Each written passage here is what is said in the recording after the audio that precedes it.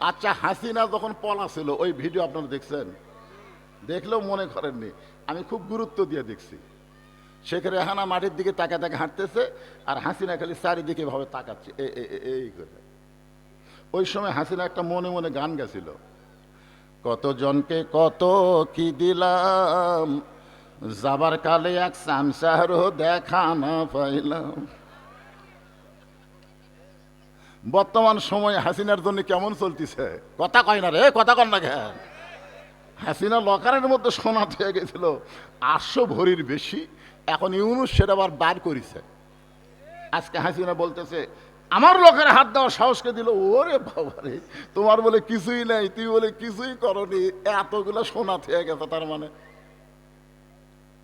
এই জন্য সময় খুবই গুরুত্বপূর্ণ।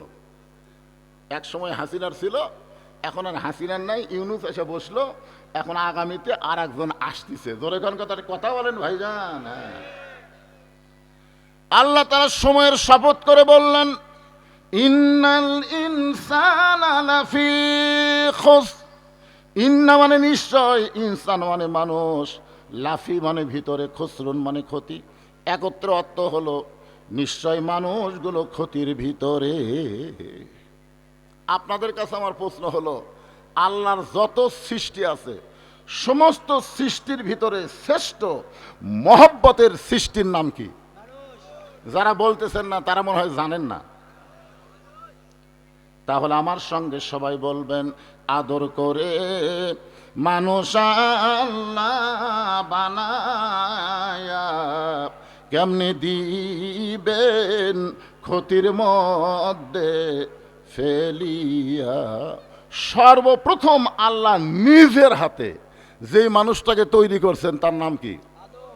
আল্লাহ কিন্তু নিজের হাতে কিছুই করেনি। নিজের হাতে আল্লাহ কিছু করেনি। আল্লাহকে হাকিম হইয়া হুকুম করে। যেরকম হাকিম হয়ে কি করে? হুকুম করে। আমরা ছোটবেলা একটা গান শুনছিলাম, গাবো? মাটির পুতুল বানায়া তুমি করিলা বেহোশ, তুমি যেমনি নাচাও তেমনি নাচে পুতুলের দাও দোষ। তুমি সর্প হইয়া দংশন করো, ওজা হইয়া ঝাড়ো, তুমি চোরকে বলো চুরি করো, আবার পুলিশ হইয়া ধরো। বুঝবার পারেননি? আল্লাহর সমস্ত সৃষ্টি আল্লাহ খালি হুকুম করেছেন, হয়ে গেছে। কিন্তু আদমকে আল্লাহ হুকুম দিয়া সৃষ্টি করে নাই, বরং নিজের কুদরতি হাত দিয়া সুন্দর করে তৈরি করছে। জোরে কর কথা ঠিক কিনা? যার কারণে আল্লাহ 4টা শপথ করলেন। কয়টা? এখানে সূরা আসরে আল্লাহ 1টা শপথ করছে, আর এই মানুষের কথা বলতে গিয়ে আল্লাহ 4টা শপথ করলেন। অতীন একটা হলো, অজাইতুন, অতুরি সিনিন, ওয়াহাজাল বালাদিল আমিন। এরপর আল্লাহ বললেন, লাকাদ খলাকনাল ইনসানা ফি আহসানি তাকবীম। সর্ব উত্তম আকৃতি দিয়ে আল্লাহ মানুষকে সৃষ্টি করেছে। বলেন সুবহানাল্লাহ। আর সেই মানুষগুলো ক্ষতির ভিতরে, এ কথা কে বলতেছে? তাহলে সর্ব উত্তম আকৃতি দিয়ে আল্লাহ মানুষকে তৈরি করে বললেন, উসজুদু লি আদামা, আদমকে সেজদা করো। আদমকে কি করো? কাক বলল? ফেরেশতাদের বলল আদমকে সেজদা করো। সব ফেরেশতা আদমরে সেজদা করছে, কিন্তু একজন করেনি। ওটা কিন্তু ফেরেশতা না, ওটা হলো ফেরেশতার মধ্যে বড় হচ্ছে। ওর নাম আগে ছিল আজাজিল, পরে হচ্ছে ইবলিস। আল্লাহ রাগ করে বললেন, কে রে ইবলিস, এই সবাই সেজদা করলো, আদমকে তুই করলি না কেন? ইবলিস বলতেছে, আমি হলাম আগুনের তৈরি, আদম হলো মাটির তৈরি। মানে একটু অহংকার করেছে। ইল্লা ইবলিসা আবা ওয়াস্তাকবার। আপনারা বলেন তো, ইবলিসের এই অহংকার আল্লাহর পছন্দ হলো? আল্লাহ কি বলল? বের হয়ে যা, আমার রহমতের মধ্যে, হেদায়েতের মধ্যে তোর আর কোনো জায়গা নাই, বের হয়ে যা। তো ইবলিস শয়তান বের হয়ে যাওয়ার সময় বলল, আল্লাহ আমাকে যখন আপনি যাওয়ার কইছেন যাওয়াই লাগবে, কিন্তু যাওয়ার আগে আপনার কাছে আমার একটা প্রশ্ন আছে। আল্লাহ বলে, কি প্রশ্ন?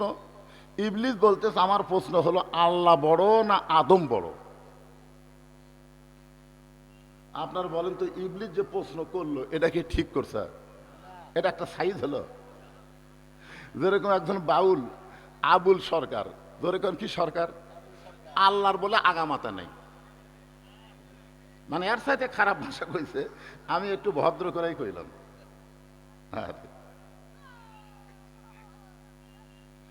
এইগুলো প্রশ্ন, এইগুলো কথা হলো শয়তানের কথা। যেরকম কার কথা? শয়তান বলতেছে আল্লাহ। আমার প্রশ্ন হলো আল্লাহ বড় না আদম বড়? তা আল্লাহ বলে ইবলিস তোর কি মনে হয়? ইবলিস বলতেছে 6 লক্ষ বছর আপনাকে সেজদা করলাম, আর আদমকে খালি একটা সেজদা করলাম না। তাহলে একটা সেজদা না করার কারণে যদি আমি শয়তান হই, তাহলে 6 লক্ষ বছরের সেজদার খবর কি? 6 লক্ষ বছর সেজদা করছে কাকে? আরো জোরে কর না কেন, কাকে? আর একটা সেজদা করেনি কাকে?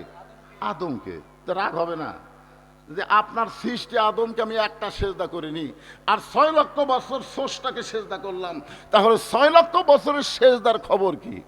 সঙ্গে সঙ্গে আল্লাহ বললেন, ইবলিস শুনে নাও, আমি আল্লাহ আদমকে এত ভালোবাসি, আমার নিজের চাইতেও অনেক বেশি। একটা সেজদা না করার কারণে তোমার 6 লক্ষ বছরের সেজদা আমি বাতিল করে দিয়েছি। এইটা শোনার পরে যারা সুবহানাল্লাহ হলো না, আল্লাহ আদমকে বেশি ভালোবাসে না কম ভালোবাসে? তাহলে আদম সন্তানকে আল্লাহ ভালোবাসে কম না বেশি? এই বেশি ভালোবাসার কারণেই আল্লাহ বলতেছেন নিশ্চয় মানুষগুলো ক্ষতির ভিতরে, মানুষগুলো যেন ক্ষতির মধ্যে না পড়ে, এই ব্যাপারে আল্লাহর প্রেসক্রিপশন আছে না নাই? যেরকম আছে না নাই? হ্যাঁ, শোনেন এখন আল্লাহ বলতেছেন, ইল্লাল্লাযীনা আমানু ওয়া আমিলুস সালিহাতি ওয়া তাওয়াসাউ বিল হাক্কি ওয়া তাওয়াসাউ বিস সবর। এখানে 4টা বিষয়। যেরকম কয়টা? এই 4টা বিষয় আলোচনা হবে। এরই ভিতরে ইনসানের মধ্যে নারী এবং পুরুষ আছে না নাই? যেরকম আছে না নাই? মানুষগুলো ক্ষতির ভিতরে, খালি মরদ মানুষ না মেয়ে মানুষও? হ্যাঁ। তবে প্রথম যে ক্ষতি হয়েছে আদমের, এই ক্ষতি কিন্তু মেয়ে মানুষের দ্বারাই হয়েছে। যেরকম কথা ঠিক কি না? মেয়ে মানুষের নাম কি? হাওয়া। আরো জোর বলার নাম কি? হাওয়া। আজকেও বাংলাদেশে অধিকাংশ পুরুষ মানুষ মেয়েদের দ্বারাই ক্ষতিগ্রস্ত হচ্ছে। আমার মায়েরা হয়তো মনে মনে ভাবতেছে আমাকে কি ওয়াজ করবি রে, প্রথম যেটা ধরলো। ও মায়েরা মন খারাপ করেন না, আপনাকে ফাতেমার ওয়াজ আছে মা, কোনো টেনশন নাই। এখন আসেন, 1 নম্বরের নাম হলো ঈমান। যেরকম 1 নম্বরের নাম কি? বাংলাদেশের শতকরা কত ভাগ মুসলমান? আমার ভাই বলতেছি কত ভাগ হবে? আচ্ছা আমি 90পন্থী ধরি, ওপর যাওয়ার দরকার নাই। আচ্ছা বাংলাদেশের শতকরা 90 ভাগ মুসলমান, তার মধ্যে কত ভাগ ইমানদার? কি? মুসলমানের সংখ্যা 100-র মধ্যে 90, কিন্তু ইমানদারের সংখ্যা কত? অনেক মুসলমান কিন্তু ইমান নাই। যেরকম আমাদের কাহালুতে একদল মুসলমান আছে, তারা বলে আমার দয়াল বাবার দরবারেতে কেউ ফিরে না খালি হাতে। আপনার বলেন তো, দয়াল বাবার দরবারেতে কেউ ফিরে না খালি হাতে, এইটা কোয়া তাওহীদ না শিরক? জোরে বলা লাগবে, তাওহীদ না শিরক? অনেক মুসলমান কিন্তু তাদের ঈমান ঠিক নাই। জোরে কান, কি ঠিক নাই? ঈমানের মধ্যে শিরক আছে। নামাজ ভাঙ্গার কারণ, রোজা ভাঙ্গার কারণ, ঈমান ভাঙ্গার কারণ। ঈমান ভাঙ্গার কারণ 1 নম্বর হলো শিরক করা। জোরে কান, কি করা? চাকরি না হলে খাবো কি? ব্যবসা না হলে চলবো কেমনে? আবাদ না হলে বাঁচবো না। আপনারা বলেন তো, খাওয়ানোর মালিক কে? বাঁচানোর মালিক কে? চলানোর মালিক কে? কিন্তু অনেক সময় আমরা এইগুলা কথা বলে ফেলি, এইটাই হলো ঈমান ভঙ্গ হওয়ার কারণ। এই জন্য আল্লাহ 1 নম্বরে ঈমানের কথা বললেন, ঈমান। তো সাহাবীরা বললেন, ইয়া রাসূলুল্লাহ, এই ঈমান সম্পর্কে আমরা একটু জানবার চাই। রাসূল বললেন, তাহলে শোনো, ইকরার বিল লিসান, তাসদীক বিল জানান, আমল বিল আরকান, এরই নাম হলো ঈমান। এখানে আল্লাহ নবী কয় কথা কইছে? তিনটা। আমার কথা কি আপনারা শুনবার পাচ্ছেন? তাহলে হাঁ কওয়া লাগবে তো। আচ্ছা বলেন তো, শুধু মুখে মুখে আল্লাহ আল্লাহ, মুখে মুখে আল্লাহ আল্লাহ, অন্তরে আল্লাহ নাই। স্বাধীনতার সময় আপনারা সবাই জানেন না, যে আমার এই ভাই জানে, আমিও জানি। এখন স্যার হয়তো তখন খুব একটা বড় লয়। ওই সময় অনেক হিন্দুরা পাকিস্তানের আর্মি দেখলেই কলেমার জিকির শুরু করতো, লা ইলাহা ইল্লাল্লাহ, লা ইলাহা ইল্লাল্লাহ, মানে জোরে জোরে। কোন হুজুর কোয়া লাগেনি জিকির করে, হুজুর কোয়া লাগেনি, ওরা এমনি এমনি জিকির করতেছে। তা আর্মিরা বলতো বিলকুল ঠিক হয়, ঠিক হয়, ঠিক হয়। তখন হিন্দুরা যাচ্ছে আর বলতেছে, মুসলমানের কলমার দাম আছে রে। এই কলমা মুখে থাকার কারণে আর্মিরা গুলি করেনি। আপনারা বলেন তো, ওই কলেমা যদি কলিজার মধ্যে জায়গা দিত, তাহলে শুধু আর্মির গুলি না, আল্লাহ জাহান্নামের আগুন থেকে তাদের বাঁচায় দিত। জোরে কোন কথা ঠিক কিনা? এই জন্য বলা হয়েছে তাসদিক বিল জানান, কলিজার মধ্যে ঈমান। কলিজার মধ্যে যখন কোনো মুসলমানের ঈমান থাকবে, ওই মুসলমানের কাছে জীবনের চাইতে ঈমানের দাম বেশি হবে। আপনাদের কাছে জীবনের দাম বেশি না ঈমানের দাম বেশি? বুঝে শোনা কন, জীবন বাঁচান ফরজ না ঈমান বাঁচান ফরজ? আমি যখন হাসিনার সময় ওয়াজ করতাম, বিশেষ করে আদমদিঘি উপজেলার মধ্যে যখন আসতাম, আমার বউ জিজ্ঞেস করতো, আমার কিন্তু এই আদমদিঘি দুপচাঁচের মধ্যে বিয়ের বাড়ি। তা আমাকে আমার বউ বলতে, আজকে কোথায় যাবেন? বলে আদমদিঘি। দেখে শোনা ওয়াজ করবেন, দেখে শোনা ওয়াজ করবেন। আমি বললাম কি দেখবো? বলে দেখবেন পুলিশের গাড়ি আছে কিনা, র্যাবের গাড়ি আছে কিনা, আওয়ামী লীগের কোনো ক্যাডার আশেপাশে আছে কিনা। এগুলো যদি থাকে তাহলে তেল তেলা ওয়াজ করে বাড়িতে আসবেন, ধরা যেন না পড়েন। মানে আমার বউ আমাকে ধরা নিয়ে খুবই টেনশন করতো, কারণ এ পর্যন্ত 9 বার ধরা খাচ্ছে। ধরে এখন কয়বার? তো বুড়া বয়সে আবার যদি ধরা খায়, এই জন্য খুবই বলতো ধরা যান না পড়েন। আমি আমার বউয়ের কপালে একটা চুমা দিলাম। বউ বলতেছে আমার কথা শুনে খুশি হয়েছে না? বললাম না। তাহলে চুমা দিলেন কেন? চুমা দেওয়ার কারণ হলো জীবনের শেষ দেখা দেখো, আর হয়তো দেখা নাও হবার পারে।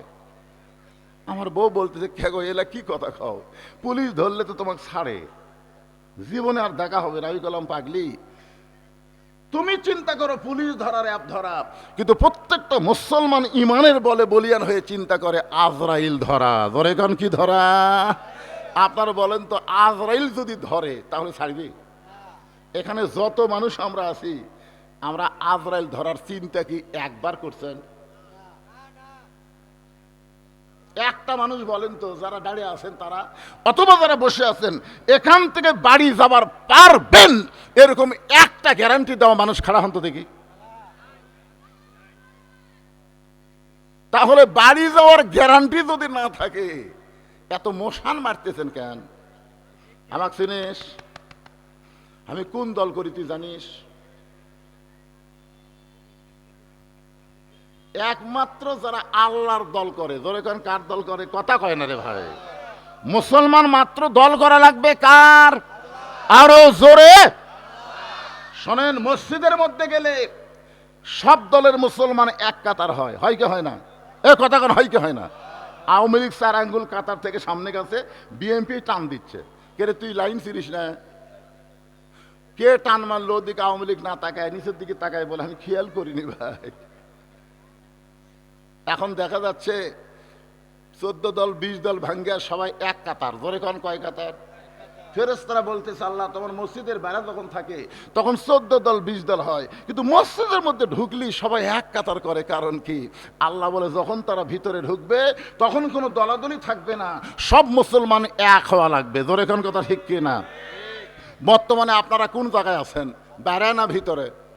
এ কথা কেন, বাইরে না ভিতরে? যতক্ষণ আপনারা কোরআনের মাহফিলে আছেন ততদিন আমাদের ততক্ষণ আমাদেরকে কয় দল হওয়া লাগবে? আরো জোরে জোরসে বলুন না, দলাদলি করবেন। আপনি খেয়াল করে দেখেন, আপনার পাশে একজন জামাত বসে আছে, দেখেন দেখেন। আপনি বিএনপি, তার ধারতে একটা জাতীয় পার্টি বসে আছে, কি করবেন? কোনার ঘুতে মারবেন? তুই কে আমার ধারে রে? কথা কি বলবেন? আপনি বলবেন ঘুতাঘুতি বাড়া হবে, ভিতরে কোনো ঘুতাঘুতি হবে না, সবাই এক জামাতে এক দলে আমরা বসবো। ধরে কোন ঠিক? তাহলে এই মুহূর্তে আমরা কয় দল? আরো জোরে, জোরসে বলুন। সেই দল আমরা কার দল?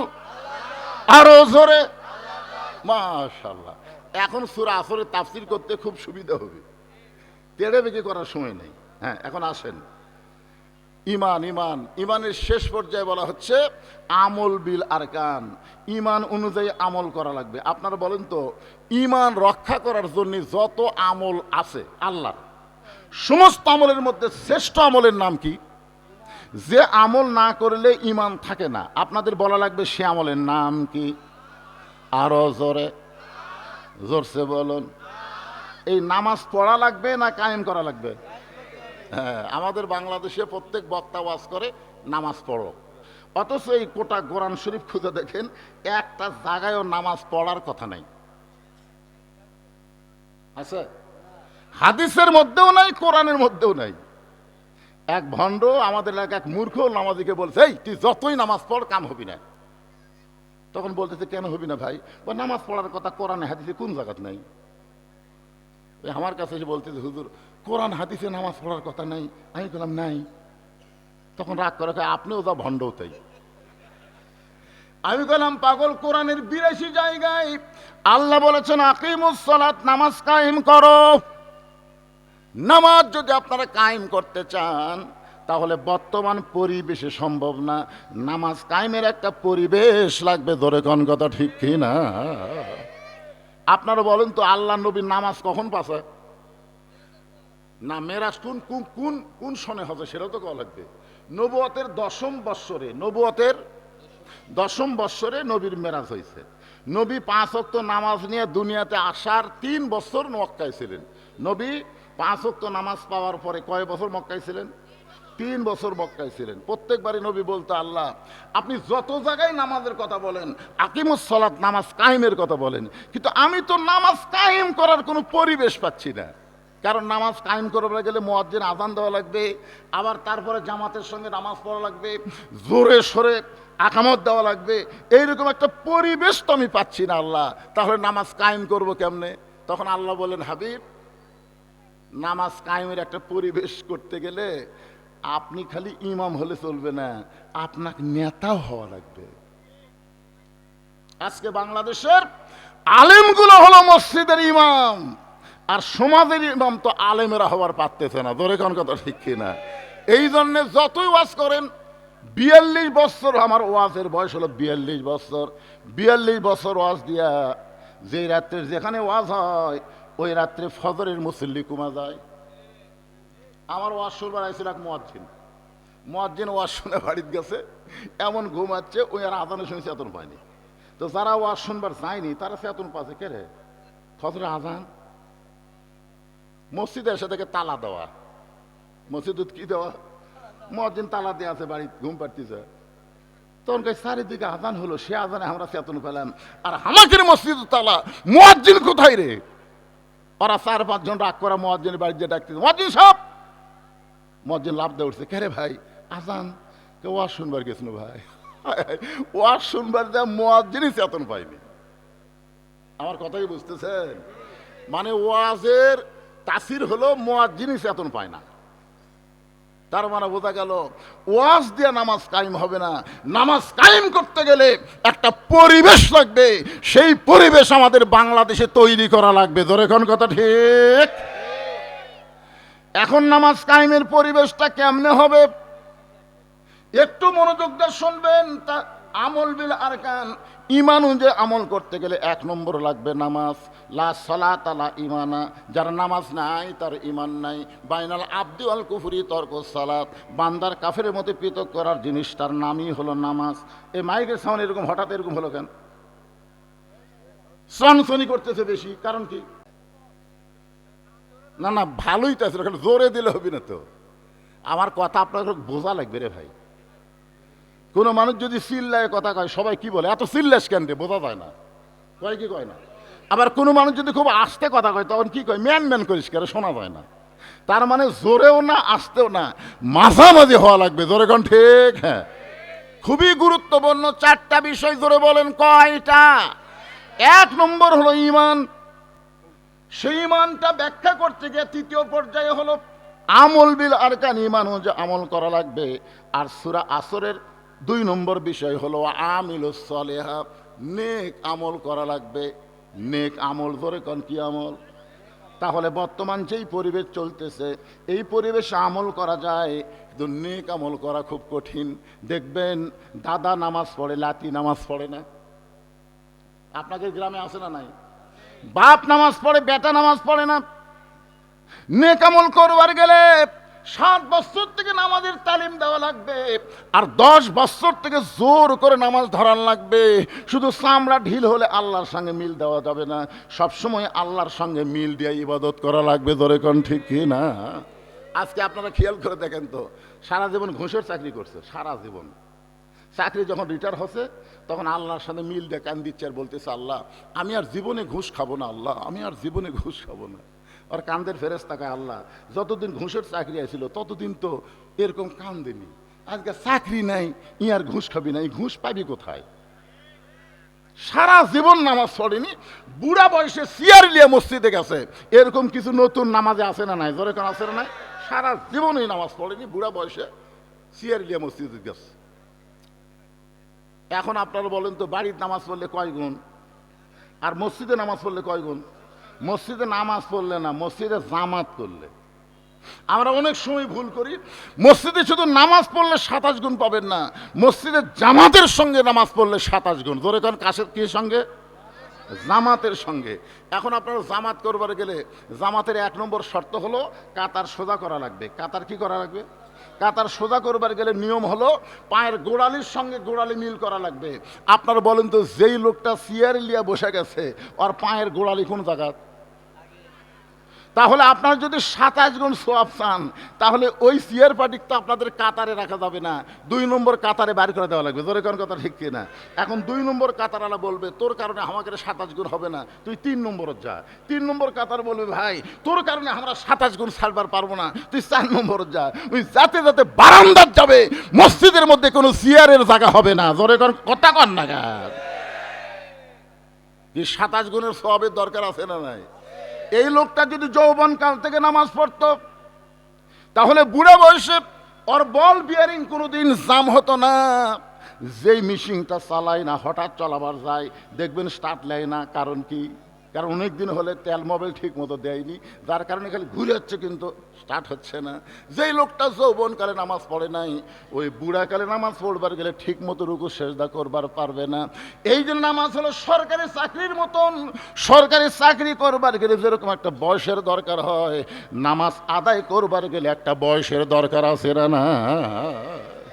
আপনার ছেলে তো 22 বছরের, ভাই নামাজ পড়ে, ওই বয়স হয়নি হুজুর, বয়স হয়নি। ছেলের বয়স 22, তারপরের বয়স হয়নি। দেন ছেড়ে থন, মেলার মধ্যে ঘুরতেছে, রাস্তায় ঘুরতেছে। আপনি বাবা হয়ে নামাজ পড়বেন, আপনার ছেলে নামাজ পড়বে না। আল্লাহ কোরআনে বলেছেন, কু আনফুসাকুম ওয়া আহলিকুম নার, জাহান্নামের আগুন থেকে যদি বাঁচতে চাও, তুমি একলা বাঁচলে হবে না, তোমার আহাল পরিবার নিয়ে বাঁচা লাগবে। হুকুম কার? জোরে বলেন। এখন আহাল পরিবার নিয়ে যদি আমরা জাহান্নামের আগুন থেকে বাঁচতে চাই, তাহলে বর্তমান যেই পরিবেশ বাংলাদেশে চলতেছে এই পরিবেশে সম্ভব না। ও আমিলুস সালেহা, আমরা নেক আমল করতে চাই কি চাই না? জোরে কোন কথা বলেন, চাই কি চাই না? কিন্তু নেক আমল করার পরিবেশ নাই। এখন আপনি সামনে কাতারে নামাজ পড়বেন, জোহরের নামাজ সামনে কাতারে আদায় করবেন। আপনি যে নামাজ পড়বেন তার নাম হলো জোহরের নামাজ। কোন কাতারে? বাড়ি থেকে মসজিদ হলে 100 গজ দূরে। আপনি অজু করে মসজিদ দিকে যাচ্ছেন, সুবহানাল্লাহ আলহামদুলিল্লাহ তসবিহ জপতেছেন, কিন্তু হঠাৎ রাস্তার মধ্যে 100 গজের মধ্যে 2টা বেপর্দা নারী আপনার 2 চোখত পড়ে গেল। আপনি ফালাবার চাননি, পড়ে গেছে। মোটর সাইকেল চালাইতে চালাইতে কেউ কি চোখের মধ্যে পোকা ফালাবার চায়, কিন্তু হঠাৎ পড়ে যায় না, তো পোকা পড়ছে, ভাই তুলে দে তোরা।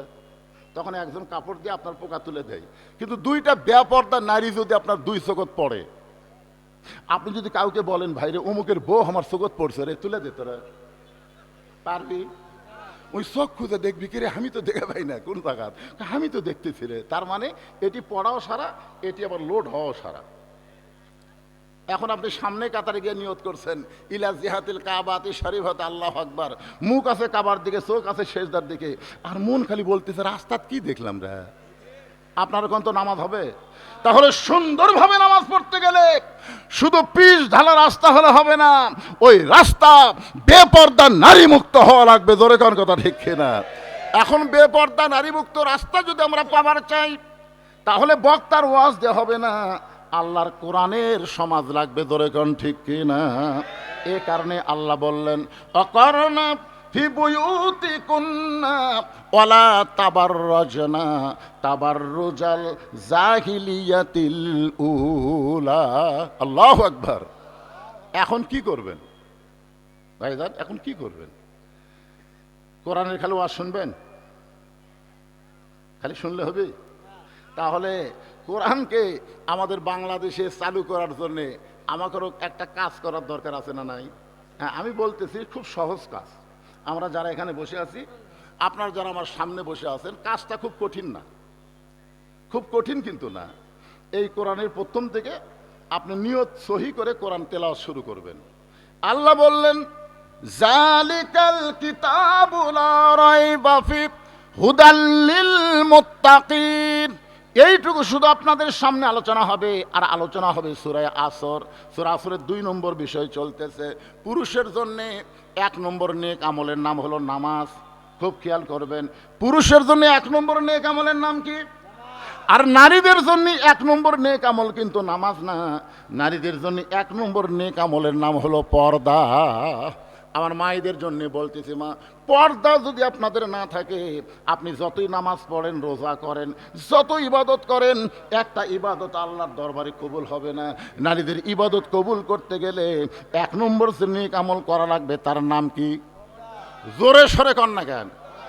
কারণ আমাদের বউগুলা যদি ভালো হয়, আমাদের জীবন শান্তি হবে। জানেন, আজকে যখন আমরা বাহিরে ঘুরি, এটা কার বউ রে, মানে পরের বউ দেখে এটা কার বউ রে, সেই সুন্দর রে, এটা কার মেয়ে রে, বাহিরগুলা দেখে এতই ভালো লাগে।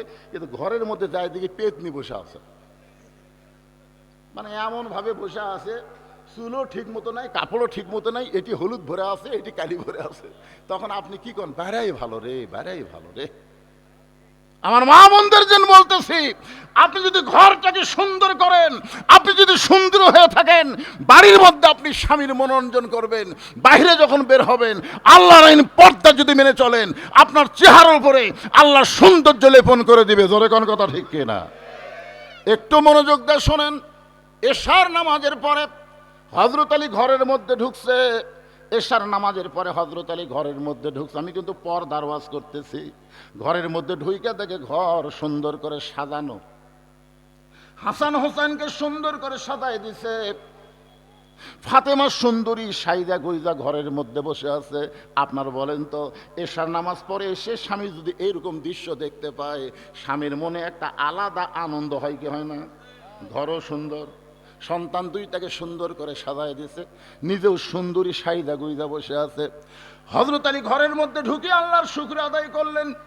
এমন সময় ফাতেমা 2টা সন্তানকে বুকের মধ্যে নিয়ে কানে কানে ফিসফিস করে বলতেছে, বাবু, তোমরা 2 ভাই একটু অন্য ঘরে যাও, তোমার বাবার সঙ্গে আমার গোপন কিছু গল্প আছে। হাসান হোসেনকে বুকের মধ্যে নিয়ে ফাতেমা কানে ফিসফিস করে বলতেছে, তোমরা 2 ভাই একটু অন্য ঘরে যাও, তোমার বাবার সঙ্গে আমার গোপন কিছু গল্প আছে। হাসান হোসেন মুস্কি মুস্কি হাসতেছে। হাসান হোসেন মুস্কি মুস্কি হাসার কারণ হলো, মা সাইদা গুইজা বসে আছে, আর বাবা ঘরের মধ্যে ঢুকলি আমাদেরকে অন্য ঘরে যখন যাবার কয়, তখন বাপ মায়ের মধ্যে কিছু একটা হবে। রাসূল বলেছেন, তোমাদের সন্তান যখন বুঝবার পারবে, তখন সন্তানের সামনে স্বামী স্ত্রী কোনো মহব্বত করা যাবে না। আপনারা বলেন তো, কয় বছর বয়সে সন্তান বুঝবার পারে? কোন তো 7 বছর? কোন যুগত আছে রে? সন্তান যতক্ষণ মায়ের স্তনের দুগ্ধ পান করে, ততক্ষণ সন্তান খালি দেখবার পারে, কিন্তু বুঝবার পারবে না। যখনই সন্তান মায়ের বুকের দুধ খায় না, আমরা ধরে নিলাম 2.5 বছর, 2.5 বছর পরে সন্তানের সামনে যদি আপনার বউকে আপনি আদর করেন, ও কিন্তু কমপক্ষে 8 ঘন্টা, কয় ঘন্টা? আধ ঘন্টা এই জিনিসটা খেয়াল থাকার পারবে, বেশি সময় পারবে না, আধ ঘন্টা পারবে। আধ ঘন্টার মধ্যে কেউ যদি বাড়িতে আসে আর এই ছোট্ট বাচ্চা গিয়ে যদি বলে আব্বু তাই মাছ চাপায় ধরছিল রে, এই কথা যদি বলে আপনার সম্মান থাকবে? তাহলে আপনার সন্তানের সামনে আপনার হালাল বউকে আদর করার সুযোগ ইসলামে নাই। আর বর্তমানে বাংলাদেশে 14 ফেব্রুয়ারি পালন হয় মরহুম আব্দুল জলিল পার্কে। আপনাকে রে ডানা পার্ক, এটি নওগাঁতে এতই পার্ক রে ভাই। শোনেন, ঘরের মধ্যে নিজের বউ সন্তান চেতন থাকলে আদর করে পারবি না। আর রাস্তাঘাটে যেখানে সেখানে আদর করার সুযোগ আছে, ইসলামে আছে, দরকার আছে। একটু মনোযোগ দেন। হাসান হোসেন দুইজন মুচকি মুচকি হেসে যখন বাহিরে যায়, অন্য ঘরের মধ্যে গেছে, এমন সময় ফাতেমা আস্তে করে ঘরের দরজা বন্ধ করে দিছে। যেই ফাতেমা দরজা বন্ধ করে দেয়, এমন সময় হযরত আলী মাথার টুপি খুলিছে। এতক্ষণ মাথার কি ছিল, কিন্তু সেই দরজা বন্ধ করছে সঙ্গে সঙ্গে মাথার টুপি খুলছে। কারণ সন্তানকে বের করে দিয়ে বউ যদি দরজা বন্ধ করে, ওই সময় টুপির সুন্নত আর চলবি না। সব সময় কি সব সুন্নত চলবি? আপনারা বলেন তো, বদরের যুদ্ধে রাসূল কোন সুন্নত পালন করছে? বদরের যুদ্ধের দিনে রাসূল ঘরের মধ্যে গেলেন, ঘরের মধ্যে গিয়ে টুপি জুব্বা খুলে সৈনিকের পোশাক পরে মাথায় হেলমেট দিলেন। বাহিরে এসে আলীকে বলতেছে, আলী আমার কোমরের বেল্টটা একটু টাইট করে দাও তো। হযরত আলী রাসূলের কোমরের পেটি টাইট করে দিচ্ছেন। এমন সময় আবু বকর বলে, ইয়া রাসূলুল্লাহ, আপনি হলেন আল্লাহর নবী। রাসূল বলেন, আমি আল্লাহর নবী ঠিক, কিন্তু আজকে বাতিলের বিরুদ্ধে হকের পক্ষে বদরের যুদ্ধে আমি নবী হলাম সেনাপতি। ধরে কেন সুবহানাল্লাহ। তার মানে বোঝা গেল সব সময় সব সুন্নত চলবে না। চলবে? এখন মুয়াজ্জিন ইমামকে বলতেছে, হুজুর আমাদের গ্রামত যে হারে চুরি শুরু হয়েছে, হুজুর আপনি এশার নামাজের পরে দোয়া করেন আল্লাহ যেন চোরের হাত থেকে আমাদের বাঁচাইয়া দেয়। এশার নামাজ হয়ে গেছে, এখন ইমাম সাহেব বলতেছে, ভাই আজকে একটা দোয়া হবে, এশার নামাজের পরে আপনারা সবাই মসজিদে থাকবেন। সবাই আছে। নামাজের পরে ইমাম সাহেব বলতেছে 3 বার সূরা ইখলাস পড়েন, 11 বার দরুদ শরীফ পড়েন, 7 বার আস্তাগফিরুল্লাহ পড়েন। সবাই এগুলো পড়ার পরে ইমাম সাহেব মুসল্লিদের নিয়ে দোয়া করতেছে, আল্লাহ চোরের হাত থেকে আমাদের শান্তিটাকে তুমি হেফাজত করো। আল্লাহ এই গ্রামে যেন আর চোর কোনো উৎপাত করবার না পারে। চোর জানলার উপর থেকে বলতেছে আমিন, চোর বলতেছে আমিন। আপনারা বলেন তো, চোর আমিন বলার কারণ কি? এই সময় আর এই ফাতিহা শরীফের সুন্নত চলবি না ভাই। এই সময় দোয়া করবেন, চোর মনে মনে খুশি হয়ে বলবে তোরা দোয়া করে ঘুমা যা, আর আমি ইচ্ছা মতো করি। কিন্তু এই সময় সুন্নত হলে ইমাম বলতে হবে, মুসল্লি তোমরা সবাই আড়া হাত একটা করে লাঠি বানাও, যে রাস্তা দিয়ে চোর আসবে ওই রাস্তায় তোমরা গোপনে গোপনে থাকবে, চোর আসার পরে গিরে গিরে সাইজ করবে। এই কথা যদি ইমাম মুসল্লিদের বলে, আপনারা বলেন তো চোর কি আমিন কবে? আমি গাড়ির থেকে কেবলই নামছি আমার গেটে, রাত 2টা-2:30 দিকে। ড্রাইভার গ্যারেজে নিয়ে গেছে আমার গাড়ি। আমি এখন গেটের দিকে হাঁটতেছি, দেখি 4টা কুত্তে আমার গেটের কাছে আমের গাছ আছে, ওর তলে ঘুম পাড়তেছে। কিন্তু আমার এই কালো কাপড় দেখে এর কাছে কি বিগার উঠলো বুঝলেন? ওরা খাও খাও করে আমাকে ধরলো। আমি আয়াতুল কুরসি পড়ি কিন্তু কুত্তা সরে না, আমি দোয়া ইউনুস পড়ি কিন্তু কুত্তা লড়ে না। মনে হয় আমার জুব্বা এখন কামড়ে ধরবি। আমি তখন কোরআনের কুত্তা খেদানোর একটা আয়াত আছে, ইন্নাহুম ইয়াকিদুনা কাইদা ও আকিদু কাইদা, এই আয়াত যখন তেলাওয়াত করি এক কুত্তা আমার জুব্বাত কামড়ি মারলো। আমি কইলাম কেরি, বর্তমান সময়ে এই দোয়া দরুদে কুত্তে লড়তেছে না, এমন সময় আমার ইমান বলতে, হুজুর আপনার কাছে লাঠি আছে? লাঠি যদি থাকতো একটা দোয়াও লাগতো না, এক কুত্তে বাড়ি মারলে বাকি 3টা এমনি দৌড় মারতে। ধরে কোন কথা ঠিক কিনা? বর্তমান সময়ে খালি দোয়া দরুদ দিয়ে হবে না, নবীর সুন্নত লাঠি রাখা লাগবে। ধরে কোন কথা কথা কন টাকা ভাইরে। সব সময় সব সুন্নত আমল করা যাবে না। এখন সেই মাত্র হাসান হোসেন ঘরের বাইরে গেছে, এমন সময় ফাতেমা ঘরের দরজা বন্ধ করেছে। সঙ্গে সঙ্গে হযরত আলী মাথার টুপি খুলছে। মাথার টুপি কি করছে? আমি যত বড়ই হুজুর হই, এখান থেকে ওয়াজ করে বাড়িতে গেলে আমি বইয়ের কাছে টুপিলে ঘুমাই, যদি ভুল করে টুপিলে শুতি, বউ খুলে থুবি। আবার কি হুজুরগিরি করবেন নাকি? যা করছেন করছেন। হযরত আলী যেই মাত্র মাথার টুপি খুলছে, এমন সময় ফাতেমা দৌড়ে এসে স্বামীর বুকে মাথা রেখে ছোট বাচ্চার মতন ফোঁপায় ফোঁপায় কাঁদতেছে। আলী বলে, ফাতেমা, হাসান হোসেনকে ঘরের মধ্যে থেকে বের করে দিয়া তুমি এমন করে আমার বুকে মাথা রেখে কেন কাঁদতেছ? ফাতেমা বলতে, স্বামী গো, আর কোনোদিন ঘর সুন্দর করে সাজাবার পারবো না, আর কোনোদিন হাসান হোসেনকে সুন্দর করে সাজা দিবার পারবো না, আর কোনোদিন সাইজা গুইজা আপনার সামনে নাবার পারবো না, কারণ আজকে গভীর রাত্রে ফাতেমার মৃত্যু হবে। যেই মাত্র কইছে আজকে গভীর রাত্রে ফাতেমার মৃত্যু হবে, গাছের গোড়া কাটলে গাছটা যেমন পড়ে যায়, হযরত আলী তেমনি পড়ে গেলেন ঘরের মাঝায়। ফাতেমা মুস্কি মুস্কি হাসতেছে, জোরে কান সুবহানাল্লাহ। মুস্কি মুস্কি হেসে স্বামীর মাথাখানা উরাতের উপরে নিয়ে কপালে একটা চুমাতে বলে, স্বামী গ, এমন করে আপনি কাঁদবেন না, কারণ আসলে যাইতে হবে। আপনারা বলেন তো, এই কথা কি সত্যি? জাত সাকারাতুল মাউত হাক্কুন। সবচাইতে বড় সত্য হলো, যারা আল্লাহ বিশ্বাস করে না, ওই নাস্তিকেরাও মৃত্যুকে বিশ্বাস করে। জোরে কোন কথা, ঠিক কথা কন না কেন ভাই জান? এই যে ফরাত মাজার, কি চুল আর কি দাড়ি রে, আবুল সরকারের পক্ষে লিখে। ফরাত মাজারের নাম শোনেন আপনারা?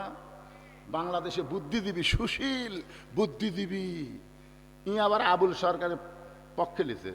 আবুল সরকারকে জেলে রাখার হামাক রাখা একই কথা। আমরা বলবো, এই 90% মুসলমানের দেশে আল্লাহ নবী নিয়ে যারা কটাক্ষ কথা বলবে, তাদের কোনো আস্ত বাংলার জমিনে থাকবে না। জোরে কোন কথা ঠিক? কারা কারা রাজি? দুই হাত তুলে আমার আল্লাহকে দেখান। লিল্লাহে তাকবীর। কি ভাবতেছেন, কি ভাবতেছেন? আপনি যেই দলই করেন করেন, কিন্তু আল্লাহ রাসূলের ব্যাপারে আমরা কয় দল? সবাই জবান খুলে বলেন, কয় দল? আল্লাহর আগামাতা নাই। আল্লাহ একই মুখে কয় কথা কয়, আর আবুল সরকার কাছে চার কথা। আবুল সরকার সেইগুলো কথা বলেছে, একটাও কোরআন হাদিসে নাই। জোরে কর কথা ঠিক কিনা? সম্পূর্ণ বানোয়াটি বাউলের কথা।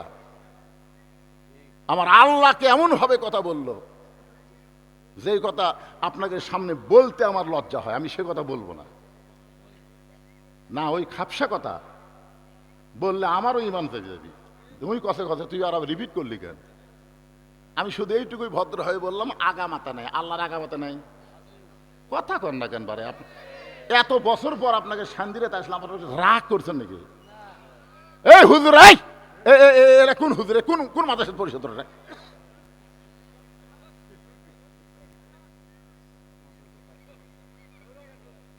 কে ডরাবি? ওরা ডরাবি?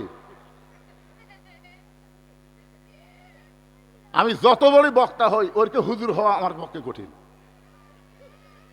এরকে হুজুর হলো আলাদা হুজুর। আমার মাদ্রাসার এক ছাত্রকে বললাম, ভাই বাবা আমার টুপিটা ধুয়ে দাও তো। ও তখন বলতে, হুজুরের অনুমতি ছাড়া? যে মাদ্রাসা আমি চালাই, সব হুজুরের বেতন আমি দেই, সব হুজুর আমার দেখলে খাড়ায় থাকে, ভয়ে ছাত্রকে, আর হুজুরে আমাকে দ্বারা কাঁপে। আর ওই ছাত্র বলতেছে, হুজুরের হুকুম ছাড়া আপনার টুপি ধোয়া যাবে না। আমি তোর বললাম, তোরকে হুজুর কে রে? আমি যত বড়ই বক্তা হই, এরকে হুজুর আমি হওয়ার পারিনি। এরকে হুজুর আলাদা আছে। তোর এখন ঠিক কিনা? ওই হুজুর হয়তো কোন জায়গা থেকে ইশারা মারতেছে, ওরা উঠে চলে যাচ্ছে। আমার কথা এরা বসবি তাই?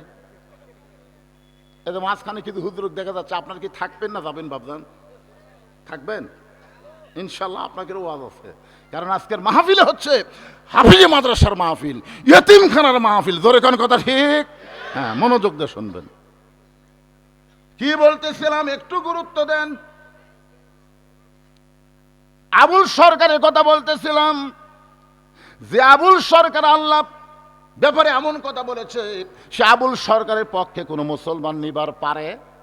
কথা কন না কেন? পারে? আপনার বলেন তো, যারা পক্ষ নিছে এরা মুসলমান? আপনি দেখেন না কেন, ইউটিউব দেখেন, ফেসবুক দেখেন, যারা পক্ষ নিছে এরা সব বামপন্থী। বামপন্থী বোঝেন? একটু মনোযোগ দিয়ে কথাগুলো শুনবেন। হযরত আলীর মাথা কানা ফাতেমা উরাতের উপরে নিয়ে কপাল একটা চুমু দেয়, বলে, স্বামী গো, এমন করে আপনি কাঁদবেন না, কারণ আসলে যাইতে হবে। সবাই বলেন আসলে, এই সত্য কথাটা বলেন, আসলে। ওগো স্বামী, আমি আমার বাবার মুখে শুনেছি আপনি হলেন পৃথিবীর সবচাইতে বড় বীর। ফাতেমা তার স্বামীকে বলতেছে, আমি বাবার মুখে শুনেছি আপনি হলেন পৃথিবীর সবচাইতে বড় বীর। আপনারা বলেন তো, হযরত আলী যে পৃথিবীর সবচাইতে বড় বীর, এ ব্যাপারে আপনাদের সন্দেহ আছে? ফাতেমা বলতেছেন, আমি আমার বাবার মুখে শুনেছি আপনি হলেন পৃথিবীর সবচাইতে বড় শিক্ষাবিদ, আপনি হলেন পৃথিবীর সবচাইতে জ্ঞানী। আপনারা বলেন তো, হযরত আলীর চাইতে গোটা পৃথিবীর মধ্যে আর কেউ জ্ঞানী ছিল? আল্লাহ রাসূল বলেছেন, আনা মাদিনাতুল ইলমে ওয়া আলিও বাবহা, আমি হচ্ছে এলেমের শহর, আলী হচ্ছে তার দরওয়াজা। একটা কথা আপনাদের বলি, আল্লাহ রাসূল যতদিন মদিনার প্রেসিডেন্ট ছিলেন 10 বছর, ততদিন শিক্ষামন্ত্রী ছিলেন হযরত আলী। শিক্ষামন্ত্রীকে হযরত আবু বকর যখন মদিনার খলিফা হলেন, ওই সময় শিক্ষামন্ত্রী হলেন হযরত আলী। উমর যখন মদিনার খলিফা হলেন, ওই সময় শিক্ষামন্ত্রী হলেন হযরত আলী। ওসমান যখন মদিনার খলিফা হলেন, ওই সময় শিক্ষামন্ত্রী ছিলেন হযরত আলী। ধরে কোন সুবহানাল্লাহ। মানে দেখেন, খলিফা পাল্টে গেছে কিন্তু শিক্ষামন্ত্রী পাল্টেনি। আপনারা বলেন তো, হযরত আলীকে শিক্ষামন্ত্রী রাখার মধ্যে বরকত কি? আজকে আমাদের বাংলাদেশে শিক্ষামন্ত্রী কে রে? এই শিক্ষা উপদেষ্টার নাম কি? শিক্ষা উপদেষ্টার নাম কি? আমাদের বাংলাদেশে শিক্ষা উপদেষ্টা আছে না? এখন তো আর মন্ত্রী নাই, এখন উপদেষ্টা।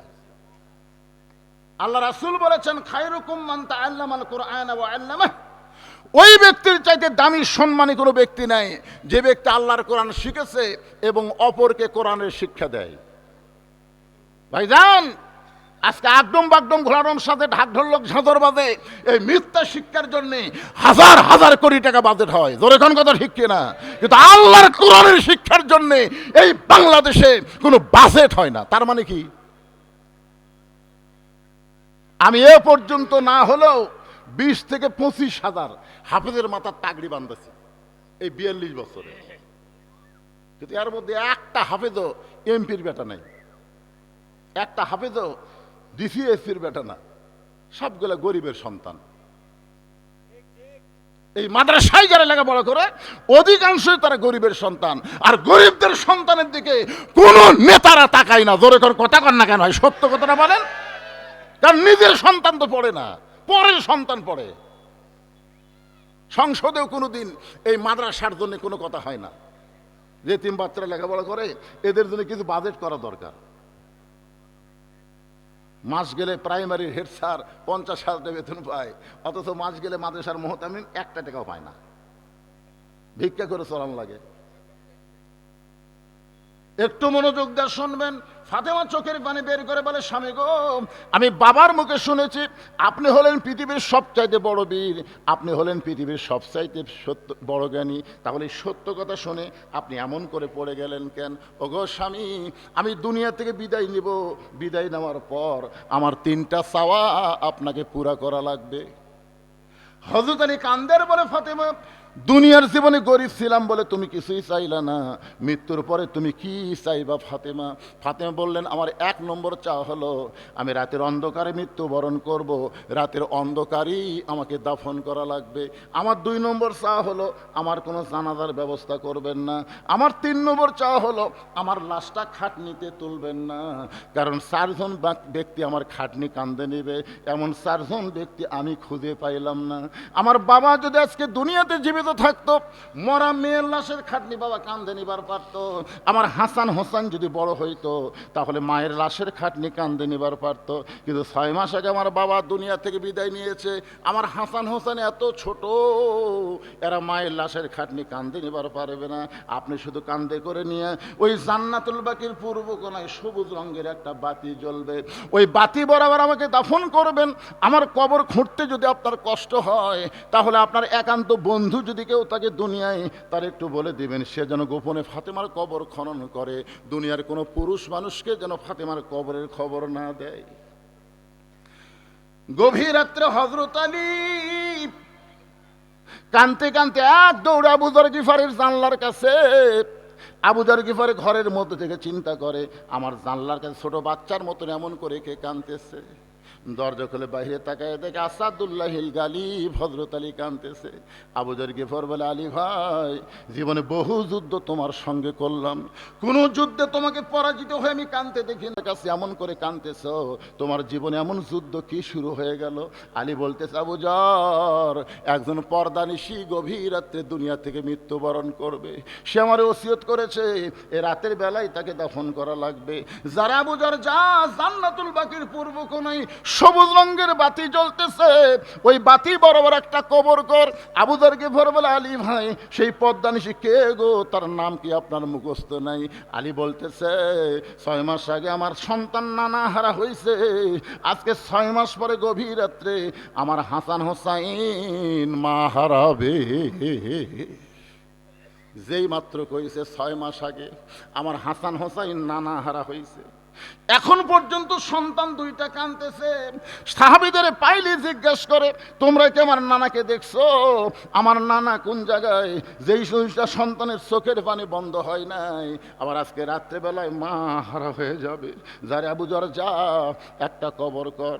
আবু যর গিফারি কোদাল নিয়ে জান্নাতুল বাকির পূর্ব কোণায় গিয়ে দেখে সবুজ রঙের একটা বাতি জ্বলতেছে, যেই বাতির কোনো তার নাই, যেই বাতির কোনো সুইচ নাই, বিনা তার বিনা সুইচ আমার আল্লাহ তাআলা অটোমেটিক জ্বলায়া দিছে।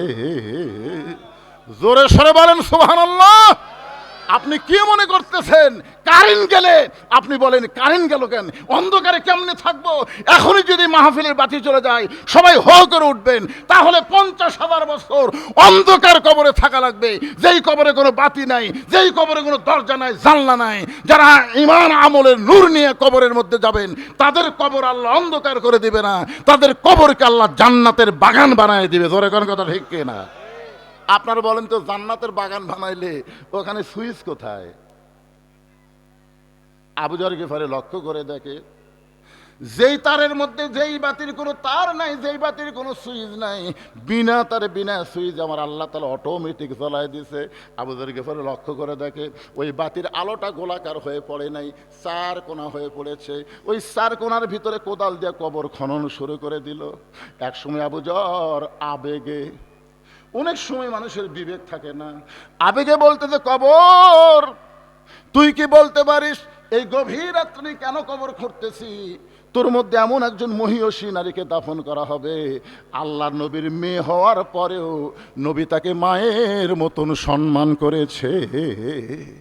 আপনারা বলেন তো, ফাতেমা নবীর কে হয়? হাদিস শরীফ আছে, একদিন আল্লাহ রাসূল সাহাবীদের সামনে বললেন, রে সাহাবীরা, তোমরা জানো জয়নাব আমার মেয়ে, কুলসুম আমার মেয়ে, রোকে আমার মেয়ে। এই কথা বলি নবী চুপ হয়ে যায়। আবার রাসূল বললেন, সাহাবীরা, তোমরা কি জানো জয়নাব আমার মেয়ে, রোকে আমার মেয়ে, কুলসুম আমার মেয়ে? 3 বারে রাসূল বলতেছে, তোমরা কি জানো জয়নাব আমার মেয়ে, রোকে আমার মেয়ে, কুলসুম আমার মেয়ে। তখন হাসান হোসাইন নবীর কাছে বসে আছিল। এরা 2 ভাই বলতেছে, এই 3 বার নবী মেয়ের কথা বললো, কিন্তু হামাকের মাও গরিব বলে নবী হামাকের মায়ের কথা কয় না, আমরা থাকবো না। এই কথা বলে হাসান হোসেন যখন যাবার চাই, নবী 2 জনকে এক টানে বুকের মধ্যে নিয়ে বলে, ভাইজান, তোদের মা ফাতেমা আমার মেয়ে না রে, তোদের মা ফাতেমা হলো আমারও মা। সুবহানাল্লাহ না কেন? সঙ্গে সঙ্গে সাহাবীরা বলতেছে, ইয়া রাসূলুল্লাহ, আমরা সবাই জানি ফাতেমাও আপনার মেয়ে, কিন্তু আপনি নিজে কেন মা বলতে পারেন? রাসূল বললেন, তাহলে শোনো, ওই তাইফের ময়দান থেকে রক্তমাখা শরীর নিয়ে আমি যখন আবার মক্কায় ফিরে আসলাম, ওই সময় আমার দরদের বিবি খাদিজা দুনিয়াতে ছিল না, কিন্তু খাদিজার পেট থেকে আল্লাহ 4টা মেয়ে আমাকে দিয়েছিল, ওই 4টা মেয়ে তখন দুনিয়াতে ছিল। কয় মেয়ে? নবী বলতেছেন, আমি যখন ঘরের মধ্যে ঢুকলাম, একসঙ্গে 3 মেয়ে ঘরের মধ্যে আসলো। রোকেয়া, কুলসুম আর জয়নাব বলতেছে, বাবা, আপনি তাইফে কেন গেলেন? বাবা, তাইফবাসীরা এত পাথর মারছে, গোটা দেহ আপনার রক্তাক্ত হয়ে গেছে, এই কষ্ট আপনি কেমনে সহ্য করবেন? 3টা মেয়ে মেয়ের মতন কথা বলে চলে গেছে। আসলেই তো তাই, পাথর মারছে কাকে? নবীকে। এই কষ্ট আপনি কেমনে সহ্য করবেন? রাসূল বললেন, সাহাবীরা, 3টা মেয়ে মেয়ের মতন কথা বলে যখন চলে যায়, এমন সময় ফাতেমা আমার ঘরের মধ্যে ঢুকে দরজা বন্ধ করে দেয়। রাসূল বলে, ফাতেমা, ঘরের মধ্যে ঢুকে কেন দরজা বন্ধ করলি? ফাতেমা বলতেছেন, বাবা, ইব্রাহিম নবীর জন্য আল্লাহ যদি নমরুদের চুলা শান্তির বাগান বানাবার পারে, মুসা নবীর জন্য আল্লাহ যদি সাগরকে রাস্তা বানাবার পারে, তাহলে আমার বাবার জন্যে আল্লাহ তায়েফের পাথর কেন তুলা বানাবার পারলো না? আজকে যদি তায়েফের পাথর তুলা হইতো, আমার বাবার গায়ে লাগতো ঠিকই, কিন্তু চামড়া কাইটা রক্ত বের হতো না। এই কষ্ট আমি কেমনে সহ্য করব বাবা? এই কষ্ট আমি কেমনে সহ্য করব? তিনটা মেয়ে বলেছে এই কষ্ট আপনি কেমনে সহ্য করবেন? আর ফাতেমা বলতেছে বাবা এই কষ্ট আমি কেমনে সহ্য করব বাবা?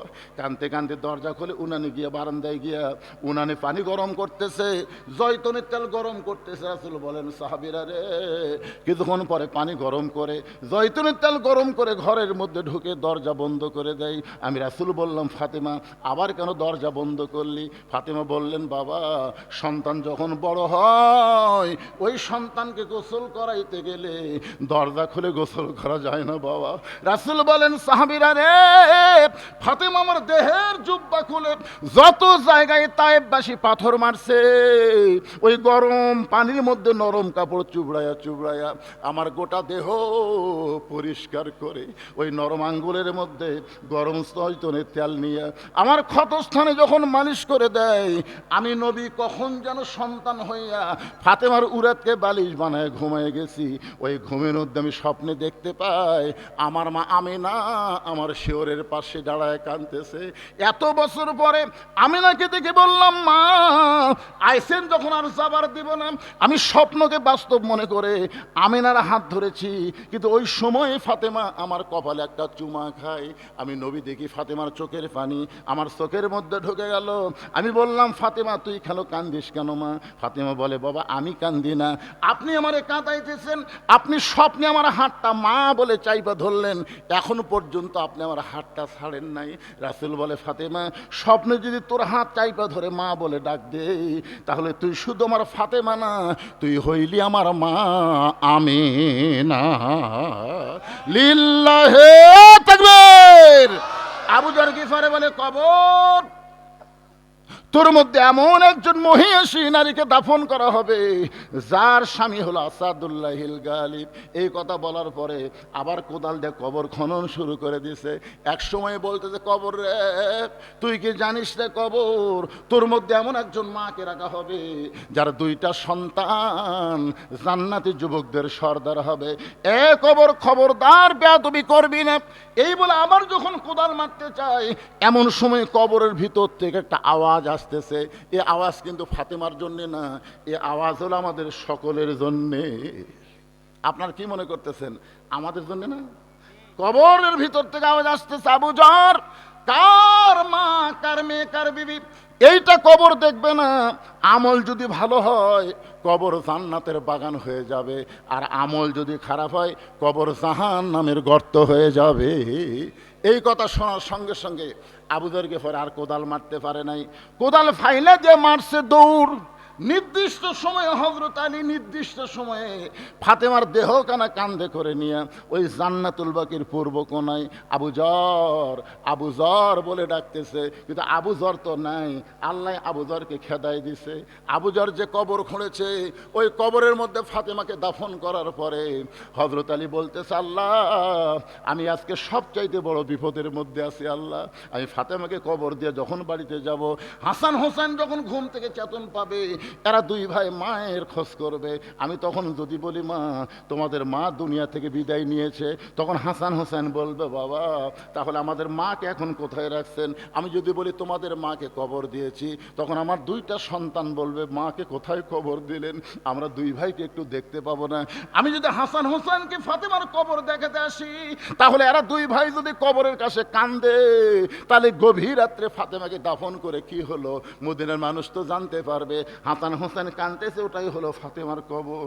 কবর রে আমি আজকে কিভাবে ফেরত যাই? ও ফাতেমার কবর, আমি আলী আজকে বড় বিপদে পড়েছি। এই কথা কয়েকবার বলার পরে হযরত আলী তাকায় দেখে সামনে কয়েকটা পুরাতন কবর দেখা যায়। এইমাত্র ফাতেমার কবর দিল, সেই নতুন কবর গেল কোন জায়গায়? গোটা জান্নাতুল বাকি দৌড়ের বলে ফাতেমার কবর। এখনই ফাতেমার কবর দিলাম, সেই কবর গেল কোন জায়গায়? কে যেন গায়েব থেকে আওয়াজ দেয় আলী ফাতেমা পর্দানিশি। আমি আল্লাহ জহুরা ডিগ্রি দিয়া জোরে বলেন কি ডিগ্রি? আরো জোরে বলেন কি ডিগ্রি? আমার মায়েদের জন্য অত্যন্ত গুরুত্বপূর্ণ কথা। আল্লাহর পক্ষ থেকে বলা হচ্ছে, আলী রে, আমি আমার ফাতেমাকে জহুরা ডিগ্রি দিয়ে তার কবরটাকে কিয়ামত পর্যন্ত আমি পর্দা করেছি। হযরত আলী ফজরের নামাজ পড়তে গেলেন, রাত্রে বিবিকে দাফন করে ফজরের নামাজ পড়তে গেলেন, মসজিদের মধ্যে যায় দেখে আবু যর নাই। আলীর মনের মধ্যে একটু রাগও হচ্ছে, তো কবর খুঁড়বার দিছি, আর তুই কবর খোঁড়া বাদ দিয়ে কোথায় গেছিস? ফজরের সময় আবু যর নাই, জোহরের সময় নাই, আসরের সময় নাই, একদিন নাই, 2 দিন নাই, 1 সপ্তাহ নাই, 1 মাস নাই। সমস্ত সাহাবীরা বলা বলি করলো, নবীর জলিল কদর সাহাবী আবু যর গেল কোথায়? আলী কিন্তু জানে, কিন্তু কাউকে বলতেছে না যে আমার বইয়ের কবর খুঁড়বার দিয়ে হেরে গেছে। 1 বছর যায়, 2 বছর যায়, সবাই চিন্তা করে আবু যর গেফারি গেল কোথায়?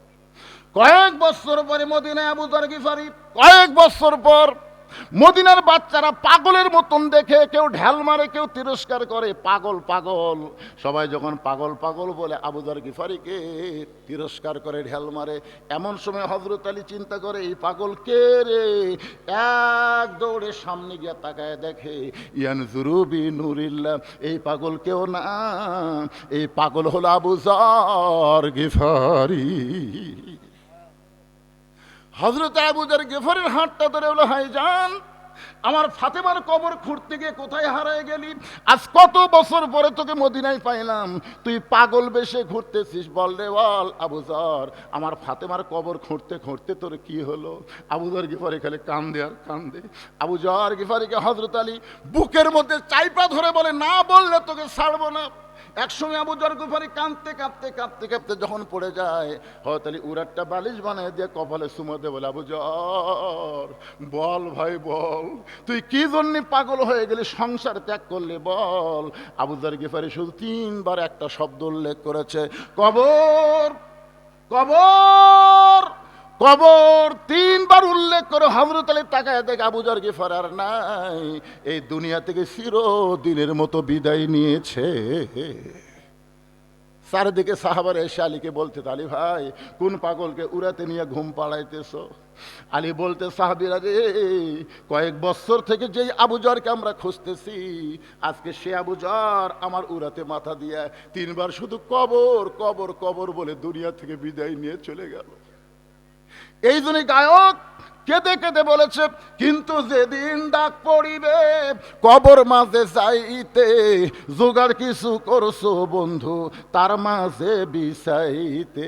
আমি সূরা আসরের 4টা বিষয় আপনাদের সামনে আলোচনা করব, আপনারা কি শুনবেন ভাই? কারা কারা শুনবেন আল্লাহকে একটু হাত দেখান। লিল্লাহে তাকবীর। এই ডানানোগুলো হাত তোলে না কেন? এরকম আমার বেশি সন্দেহ হয়। সবাই হাত তোলেন, 2 হাত তোলেন। লিল্লাহে তাকবীর। হাত নামান। আমি ওয়াদা দিলাম কোরআন শরীফ সামনে নিয়ে, অসুবিধা নেই। কিন্তু এই যে কবরের কথা বললাম, আমরা সবাই কবরে যাব, যে কোনো সময় আমাদের ডাক পড়বে। জোরে কোন কথা ঠিক কিনা? কি বলতেছে? কিন্তু যেদিন ডাক পড়বে, কিন্তু যেদিন মানে কোন দিন? যে কোনো সময় ডাক পড়বে। সেই কবরের পাথর হিসাবে আজকে এই শান্দিরা এতিমখানা মাদ্রাসায় আপনাদেরকে দান করা লাগবে। এত হাজার হাজার মানুষের মধ্যে আমি আপনাদের কাছে এই মাদ্রাসায় দান করার জন্যে একটা করে কোরআন মাত্র 500 টাকা, 500 টাকা দিবেন, একটা কোরআন শরীফ দান করার সওয়াব আল্লাহ আপনাদের আমল নামায় দিয়ে দেবে। যাদের বাপ মা কবরে গেছে, আল্লাহ কোরআন দানের ওসিলায় আল্লাহ যেন বাপ মার কবরকে জান্নাত বানায় দেয়। কেউ যদি মনে করে হুজুর আমি একটা কোরআন দেব না, 5টা কোরআন দেব 2500 টাকা, 10টা কোরআন দেব 5000 টাকা, এখানে অনেক আল্লাহর বান্দা আছে। পৃথিবীর শ্রেষ্ঠ দান নবীর মাদ্রাসা একটা কোরআন। আপনাদের কাছে ব্যাগ যাবে, রুমাল যাবে, একজন উঠবেন না, এখনই হাত দেখাছেন। এখনই যদি আপনি না শুনে চলে উঠে যান, তাহলে লিমা তাকুলু মালা তাফালুন, যে কথা বলে তার সাথে কাজের মিল নাই, ওই হলো টাটকা মুনাফিক। জোরে কোন কি মুনাফিক? কথা কয় না কেন? এখনই হাত তোলেননি আপনারা, শুনবেন না তো? শোনার জন্য হাত তুলে আদায়ের কথা বললে লাভ ঘটেন কেন? আমি আপনারা কি মনে করছেন আমি ঘন্টা ঘন্টা আদায় করবো? ওয়াজ করা লাগবে রে, বহুদিন পড়াচ্ছি। শুধুমাত্র এই হাজার হাজার মানুষের মধ্যে 100টা কোরআন শরীফ 500 টাকা দিবেন, একটা কোরআন দানের সব হয়ে যাবে। কেউ যদি মনে করে হুজুর আমি 1,10,000 দেবো, 5000 টাকা দিবেন, 2টা দিবেন 1000 টাকা। পৃথিবীর শ্রেষ্ঠ দান নবীর মাদ্রাসায় একটা কোরআন। আর এই মাদ্রাসার তালবে ইলম যারা আছে, মাদ্রাসার হিরিয়াঙ্গি যারা আছে, তারা একটু ব্যাগ না ভিতরে ঢুকবেন, 5 মিনিটের মতো আদায় শেষ। লম্বা আদায় করা লাগে নাকি? এখানে অনেক আল্লাহর বান্দা আছে। আজকের মাহফিলের প্রধান অতিথি কি দিয়ে গেছে? প্রধান অতিথি কি দিছে? 10 টাকা নাই, ওর সামনে মসজিদের দান বাক্স আছে, মারছে ঠেলা, এমন করে ঠেলা মারছে 4 জন পার হয়ে গেছে। ওরা 4 জন খুব খুশি, যাকে আল্লাহ তোর হাতত বরকত দিছে। 2 কান্দের ফেরেশতা বলতেছে, আল্লাহ আমরা লেখবো কি? আর পকেট ভরার টাকা থাকার পরেও দান বাক্স ঠেলা মারলো। আল্লাহ কই দান বাক্স ঠেলা মারেনি, এই জান্নাত ঠেলা মারছে, জান্নাত। এই দান বাক্স যাচ্ছে আপনাদের কাছে 10 টাকা 20 টাকা, যাই যা পারেন আল্লাহর রাস্তায় দিবেন, ঠেলা দিবেন না, ফাঁকি দিবেন না। সাজু ডাক্তার 10টা কোরআন শরীফ বাবদ 5,000 টাকা দান করেছে। আল্লাহ তার দান কবুল করেন। যে নিয়তে দান করেছে আল্লাহ নেক নিয়ত থেকে সফরা করেন। লিল্লাহে তাকবীর।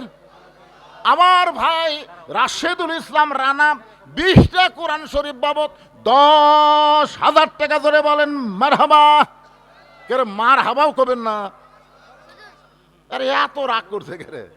আরে পাগলারা, একটা না ওয়াজ করছি, এখন 10টা মিনিট আদায় করি না, কি অসুবিধা আছে? আমি কি ঢাকার থেকে যাচ্ছি? আমি কি ঢাকার বক্তা? আপনারাও বগুড়ার, আমিও বগুড়ার, একসাথে চলবি যতক্ষণ পারে, কোনো টেনশন নাই। খালি কিছুটা টাকা দিয়ে দেন। আল্লাহর একজন বান্দা 20টা কোরআন শরীফ বাবদ 10,000 টাকা দান করছে, আল্লাহ কবুল করেন। ওয়ালাইকুম আসসালাম। আল্লাহ তোমার একজন বান্দা কোরআন শরীফ বাবদ 500 টাকা দান করছে, আল্লাহ দানকে কবুল করেন। ছোট্ট বাচ্চা, কি নাম বাবু, কি নাম তোমার? মোহাম্মদ আব্দুল্লাহ 2টা কোরআন শরীফ বাবদ 1,000 টাকা দান করেছে, আল্লাহ আব্দুল্লাহর দানকে আল্লাহ আপনি কবুল করেন। 2টা কোরআন শরীফ বাবদ, কি নাম তোমার? আবু তালহা 2টা কোরআন শরীফ বাবদ 1,000 টাকা দান করেছে, তালহার দানকে আল্লাহ আপনি কবুল করেন। আল্লাহুম্মা আমিন। আরেকজন আল্লাহর বান্দা 2টা কোরআন শরীফ বাবদ 1,000 টাকা দান করছে, আল্লাহ দানকে কবুল করেন। আল্লাহুম্মা আমিন। মমতাজের জামাই, দেখছেন জামাই, আপনাকে জামাই নাই, খালি খাবার আছে, জামাইগুলো খাইয়া খেয়ে উল্টে উল্টে করতেছে। মমতাজের জামাই কোরআন শরীফ বাবদ 500 টাকা দান করছে, আল্লাহ কবুল করেন, জোরে করেন আমিন। এই গেটত আপনারা সীসা ঢালা প্রাচীরের মতন খাড়া হন তো কেউ যেন যাবার না পারে, যাবি কেন? একজনও লড়াচড়া চলবি না, বসে থাকবেন মহব্বতে। কোরআনের মাদ্রাসা উন্নয়ন কল্পে মাহফিল ভাইজান আপনাকে দেওয়া লাগবে। এই মাদ্রাসার সভাপতি, মাদ্রাসার সেক্রেটারি, মাদ্রাসার ক্যাশিয়ার, মাদ্রাসার যারা সদস্য, আপনারা লুকে থাকেন না, এই মুহূর্তে টেজের উপর আপনাদের দেখে চাই জনগণ, জোরে কোন কথা ঠিক কিনা? দেখতে পারছেন না? হ্যাঁ, সভাপতি সাহেব, সহসভাপতি সাহেব, সেক্রেটারি সাহেব, চলে আসেন আপনারা। আপনাকে এত বড় গুরু দায়িত্ব দেওয়া হয়েছে ফাঁকি মারার জন্য না, দেওয়া লাগবে, দেওয়া লাগবে। ভাই কোন তো আপনি কি দিবেন? টাকা তো দিছেনি, কোন একটা দোয়া করে দিই কোন? আপনি হচ্ছেন আজকের আসল, শুরুর থেকে এই পর্যন্ত বসে আছে আলহামদুলিল্লাহ। সোহেল আর ফাইন 1,000 টাকা 2টা কোরআন শরীফ বাবদ করছে দেন। আচ্ছা, আপনাকে বিশ্বস্ত লোক আছে, বিশ্বস্ত লোক, এই মেয়েদের মধ্যে কে আদায় করবি? মেয়েদের মধ্যে লোক আছে, সেটিং দেওয়া আছে তো, আবার লিয়া যান আর একদিকে যায় না, কারণ হিরোইন খোর, গাঁজা খোর, আফিম খোর, বহু খোর আছে এখন বাড়াচ্ছে। মাদ্রাসার বিশ্বস্ত লোক হতে হবে। মায়েরা বিশ্বস্ত আপনাদের কাছে আদায় করতেছে, যা মনে চায় আল্লাহ রাস্তা দান করেন, সব টাকায় মাদ্রাসা চলে আসবে ইনশাল্লাহ। আল্লাহর একজন বান্দা কোরআন শরীফ বাবদ 500 টাকা দান করছে, আল্লাহ কবুল করেন। এই ডেকোরেটর মাদ্রাসার উন্নয়ন কল্পে 2,000 টাকা ধরে বলেন মারহাবা। সভাপতি তো আমার ধারে বসে আছে, কখন আলেন?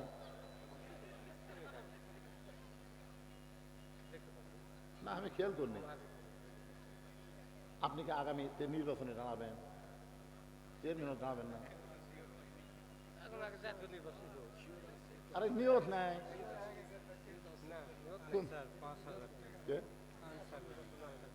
আনসার আলী আল্লাহ তোমার বান্দা 10টা কোরআন শরীফ বাবদ 5,000 টাকা ধরে বলেন মারহাবা। এই ছেলে যেভাবে বাক্স নিয়ে আসতেছে, মানে ফাঁকা বাক্স, এর টাকা আছে? এই টাকা আছে, আছে কোন? আপনি একটা কোন দোয়া করে দিই। আরে কালেকশন হবে একেবারে, আপনি কে শুরু হলো কোন? কত কোন? আজকের মাহফিলের মাদ্রাসার সভাপতি, মাহফিলের খালি না, মাদ্রাসারও তিনি সভাপতি, 50,000 দিবার চাই।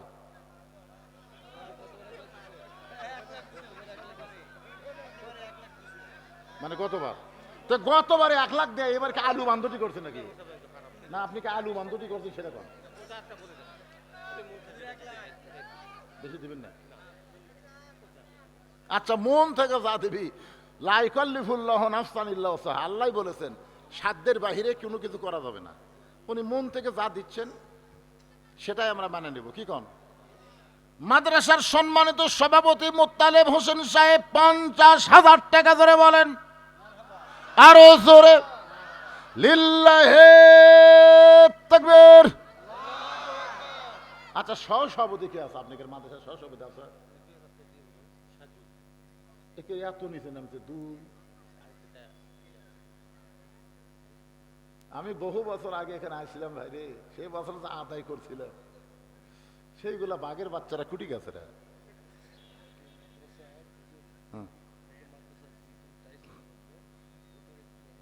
কয়তালা?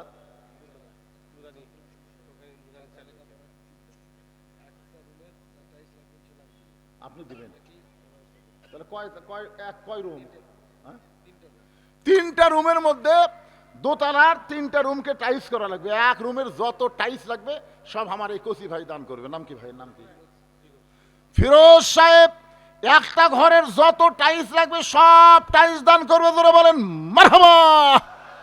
আপনারা কি মনে করছেন এক ঘরের টাইলসের দাম কত? কি মনে করছেন যে ভাই মারহাবা দিচ্ছেন মনে করছেন 5,000 টাকা? 5,000 দেখা যাচ্ছে সভাপতির চাইতে বেশি টাকা লাগতেছে। তার বেশি লাগতে পারে, 50,000 বেশি লাগবে না? 50,000-এরও বেশি লাগবার পারে। সমস্ত টাইলস এক ঘরের যা লাগবে সব দিয়ে দিবে। তার জন্য আমরা প্রাণ খুলে দোয়া করব, মাদ্রাসা যে সুন্দর করে দিল, আল্লাহ তার ঈমান আমলকে সুন্দর করে দেখ। জোরে করে আমিন। তার আপনজন যারা কবরে গেছে আল্লাহ তাদের কবরকে জান্নাতের টুকরা বানায় দেখ। সবাই বলে আমিন। আপনি একটা ঘরের দেন তো। মাশাআল্লাহ। আজকের মাহফিলের সম্মানিত বিশেষ অতিথি রাজশাহী ভার্সিটির প্রফেসর সাহেব একটা ঘরের সম্পূর্ণ টাইলস ধরে বলেন মারহাবা লিল্লাহে তাকবীর। তাহলে 3 ঘরের মধ্যে 2টার হয়ে গেছে, আর একটা বাকি। এই মাদ্রাসার সেক্রেটারি কোথায় রে? মাদ্রাসার সেক্রেটারি আদায় পরে করো বাবা, আগে তুমি দাও। এক ঘরে টাইলস দেওয়া লাগবে। কি কো? জি আলহামদুলিল্লাহ। এর একটা কাম হলো, আমাকে হুজুর আগে টাইলস আদায় করতে। টাইলস আদায় করতে 1 মিনিট লাগলো না। এক ঘর সেক্রেটারি কি মোহাম্মদ সুমন ইসলাম একটা ঘরের পুরোপুরি টাইলস ধরে বলেন মারহাবা। আপনারা কি মনে করতেন টাইলস খালি এমনি ফেলে ধুলি লাগবে না অক্সিমেন্ট দিয়ে লাগান লাগবে? তাহলে 3 ঘরে যত বস্তা সিমেন্ট লাগবে একজন দিবেন না 3 জন দিবেন? হয়ে গেছে তো 3 ঘর। এই কুটি আছে রে পাগলা, 3 ঘর হয়ে গেছে। 3 ঘরের টাইলস লাগানোর সিমেন্ট একজন দিবেন না 3 জন দিবেন? এই মাদ্রাসার কেশিয়ার কে রে? এই মাদ্রাসার এই টাকা টুকা লিবি সে কে রে? এই মালটাকে কেশিয়ার সাহেব আসেন তো দিকে। আপনি 3 ঘরের দিবেন না 1 ঘরের দিবেন? যা সিমেন্ট লাগবে টাইলস আর সিমেন্ট বেশি লাগে না। না সেটা একটু কম বাড়ে আদা। এটা 1 ঘর না 3 ঘর? একটা দোয়া করা, দোয়া বুঝছেন না আপনি? কি বুঝতেছেন? এলা মারিফতি দান করলে তো দিবহানি, মানে কি দিবহানি? তাহলে আমাকে ওয়াজ বাদ দিয়ে চাওয়ার কি দরকার? দিবহানি। কেশে সাহেব বলেন 1 ঘরত কর দিয়ে সিমেন্ট লাগবে কয় বস্তা? কে দিল? ও কেশে দিবে। ও আমি মনে করি ওর থেকেও দিল। আপনারা কি মনে করতেছেন যাকে আল্লাহ এত উঁচুতে জায়গা দিয়েছেন তিনি অবসর প্রাপ্ত আর্মি কর্মকর্তা, তার কাছে আমরা 1 ঘরের টাইলস 30 বস্তা সিমেন্ট কোন আল্লাহ রাস্তা? হ্যাঁ 10 বস্তা। মাদ্রাসার কেশিয়ার সাহেব 10 বস্তা সিমেন্ট ধরে বলেন মারহাবা। আপনাদের মধ্যে শান্দিরার কারা কারা একটা হাত তোলেন তো দেখি। শান্দিরার কারা কারা? একটু হাত তোলেন না কেন? শান্তিরে বিশাল পাড়া, 7,000 ভোট। আচ্ছা ঠিক আছে, শান্তিরা ছাড়া বাহিরের কারা কারা হাত তোলেন তো দেখে। তাই তো আদায় হচ্ছে না রে। 220 বস্তা সিমেন্টের মধ্যে 10 বস্তা আদায় হয়ে গেছে। আর কোন আল্লাহর পাগল আছেন এই নবীর এতিম ঘরে 10টা বস্তা সিমেন্ট দিবেন? ভাই একজন কাগজ কলমে রেডি হন।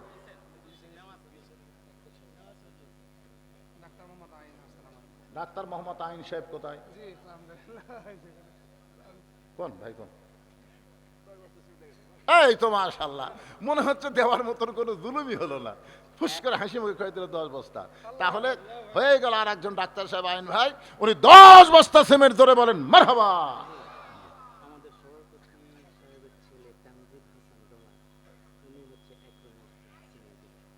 এই তো আপনার ছেলে কি করে?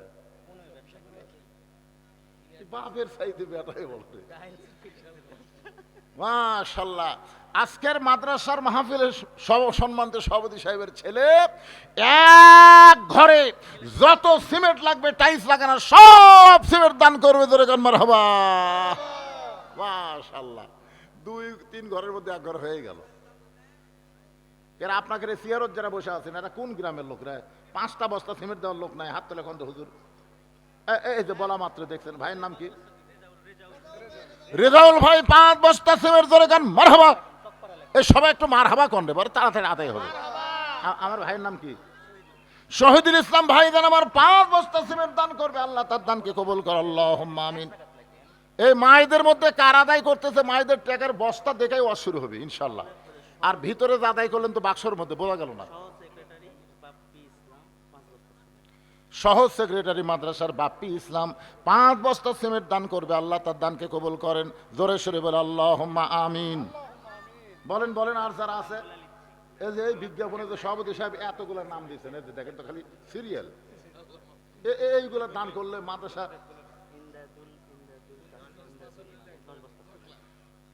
ইমদাদুল ইসলাম 10 বস্তা সিমেন্ট ধরে বলেন মারহাবা। আল্লাহ তোমার বান্দা ইমদাদুল ইসলাম 10 বস্তা সিমেন্ট দান। ওই যে একজন একটু খাড়া হন তো বাদান, ওর নাম কি? মোস্তাফিজুর রহমান টুকু সাহেব 5 বস্তা সিমেন্ট ধরে বলেন মারহাবা। কেন আপনাদের মধ্যে কারো মন চায় না? ওটাও তো টুকু লেখছেন, তার দোয়া করে নেবেন না। ইসমাইল খান টুকু সাহেব 5 বস্তা সিমেন্ট দান করবে। আল্লাহ তার দানকে কবুল করেন।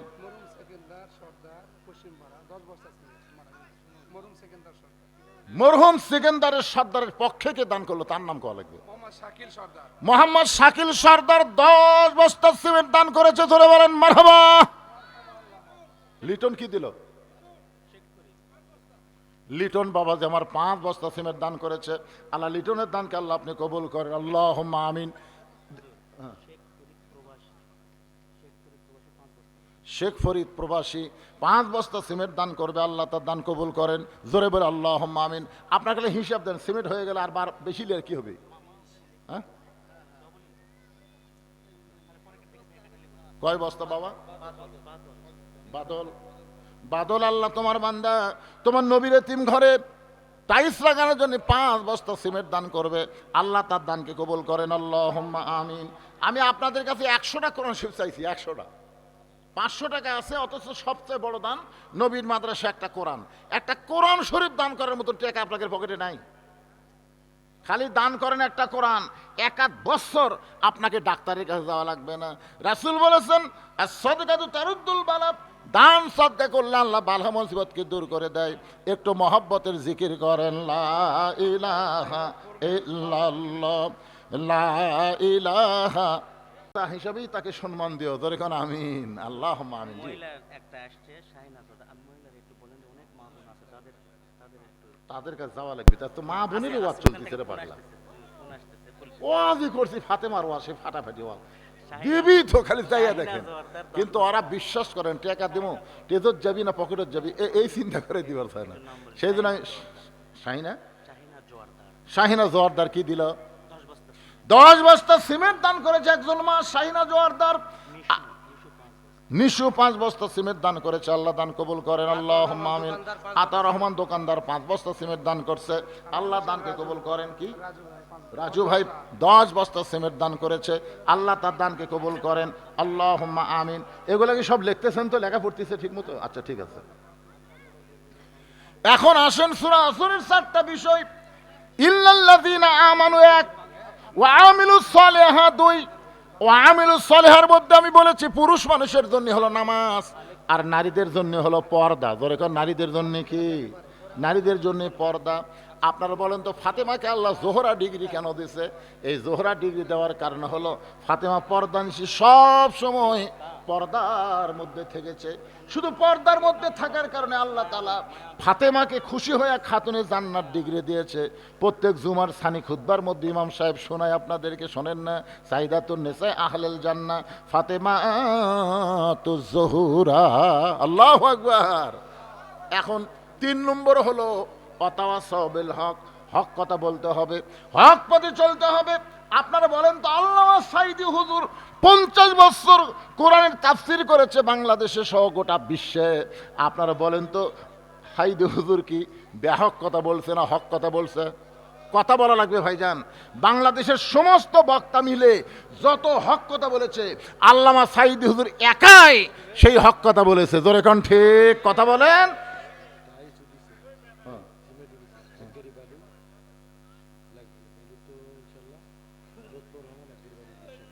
তো কয় গাড়ি লাগবে? 3 ঘর টাইল লাগবে। এক গাড়ি উঠলো আর এক গাড়ি উঠবে। এক গাড়ি? এটা কোন গাড়ি ভাই? ভ্যান গাড়ি না? না না, ওই যে মিনি গাড়ি। ও ট্রাক গাড়ি। 9000 টাকা এক গাড়ি উঠছে আর এক গাড়ি লাগবে। এক গাড়ি বালু উঠছে। আপনাদের মধ্যে এমন কোন আল্লাহর বান্দা আছে যে এই আলহাজ লুৎফর রহমান সাহেব এক গাড়ি বালু টাইলস লাগানোর জন্য? জোরে বলেন মারহাবা। আমি মনে করছিলাম খালি সিমেন্ট দিয়ে টাইলস লাগবে, না বালু লাগবে। আলহাজ লুৎফর রহমান আর এক গাড়ি কে দিবেন? আল্লাহর কোন বান্দা আছেন? আর একটা গাড়ি হাবুল। হাবুল, হ্যাঁ বলো। 10টা কোরআন শরীফের দাম দিবে। আচ্ছা দেখেন হাবুল হুজুর, হাবুল 10টা কোরআন। ওর নামই কি হাবুল? কি নাম হলো হাবুল? এতগুলো মানুষের মধ্যে এরকম একটা নাম লিতেও তো কেমন লাগছে। হাবুল নাম হবে?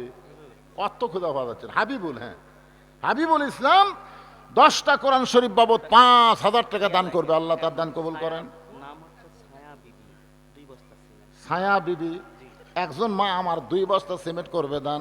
আল্লাহ ছায়া বিবির দানকে আল্লাহ আপনি কবুল করেন। একটা গাড়ি বালু দিবার পারবেন না? সিয়ারত যারা বসে আছেন ভাইরে, আল্লাহর কোনো বান্দা কি নাই নবীর এতিমখানায় টাইলস লাগানোর জন্য এক গাড়ি বালু দিবেন? এক গাড়ি, এক মিনি। আচ্ছা দেখ আলহামদুলিল্লাহ, এক বান্দা আসছে কাঞ্চন, কাঞ্চন এক কাঁকড়া এক মিনি, মানে আরেক গাড়ি বালু। আরেক গাড়ি সেটা কোন আবার মিনি কবার দান খেয়েটি? কাঞ্চন টাইলস লাগানোর বালু আদায় শেষ, এক গাড়ি বালু, মোট 2 গাড়ি বালু পাওয়া গেল। আল্লাহ যারা বালু দিল, বালুর যত দানা হবে দানা মোতাবেক সব দিয়ে দিবেন। জোরে কোন আমিন। সৌরভ 5 বস্তা সিমেন্ট দান করবে। ছোটনা লোটন দিঘির পার 10 বস্তা সিমেন্ট দান। এত সিমেন্ট আপনারা কি করবেন বলে আল্লাহর না পারে? রওশন ইসলাম 2 বস্তা সিমেন্ট দান করবে। নগর মেরিস 2 বস্তা সিমেন্ট দান করবে। আল্লাহ কবুল করেন। জিয়া বড় আখড়া থেকে আর এক গাড়ি বালু। জোরে কান মার। আসলে শান্তির একটা বরকতে আলাদা। চাওয়া লাগতেছে 2 গাড়ি, হয়ে গেল 3 গাড়ি সিমেন্ট। ইনশাল্লাহ অনেক হয়ে যাচ্ছে। টাইলসও চাওয়া মাত্র 1 মিনিটের মধ্যে 3 ঘরের টাইলস হয়ে গেছে। আরে হুজুর যে মাদ্রাসা মসজিদে একলাই করতেছে পৃথিবীর কার কাছ থেকে 1 টাকা দান দেওয়া হয় না। আমার ওখানে আর আপনাকে বেশি বেশি দেওয়া লাগবে, কিন্তু আমি চাই না। 10 মিলে মাদ্রাসা চালাচ্ছেন, আর আমার এই মাদ্রাসায় যারা দাওয়াত দিবার গেছেন তারা দেখাইছেন একা একা যে ওয়াজ করে টাকা পাই, সেই টাকা দিয়ে মসজিদ মাদ্রাসা এতিমখানা চালাই। বর্তমানে মাদ্রাসার এরিয়া হয়ে গেছে 235 শতক। প্রথম ছিল 6 শতক, এই কিনতে কিনতে এখন 235 শতক। আল্লাহ রাসূলের নামে ওয়াকফ করা। বলে কারণ সুবহানাল্লাহ। তো মা বোনেরা দিবার পর আপনারা জান না কেন? আমি তো বলছি তো। আচ্ছা লোক আছে, মা বোনেরা দিয়ে দিবেন আল্লাহর রাস্তে। এবার চলে আসেন 3 নম্বর বিষয় হলো ওয়াতাওয়াসাউ বিল হক। হক কথা বলতে হবে, হক পথে চলতে হবে। প্রয়োজন হলে হকের পক্ষে জীবন দেওয়া লাগবে।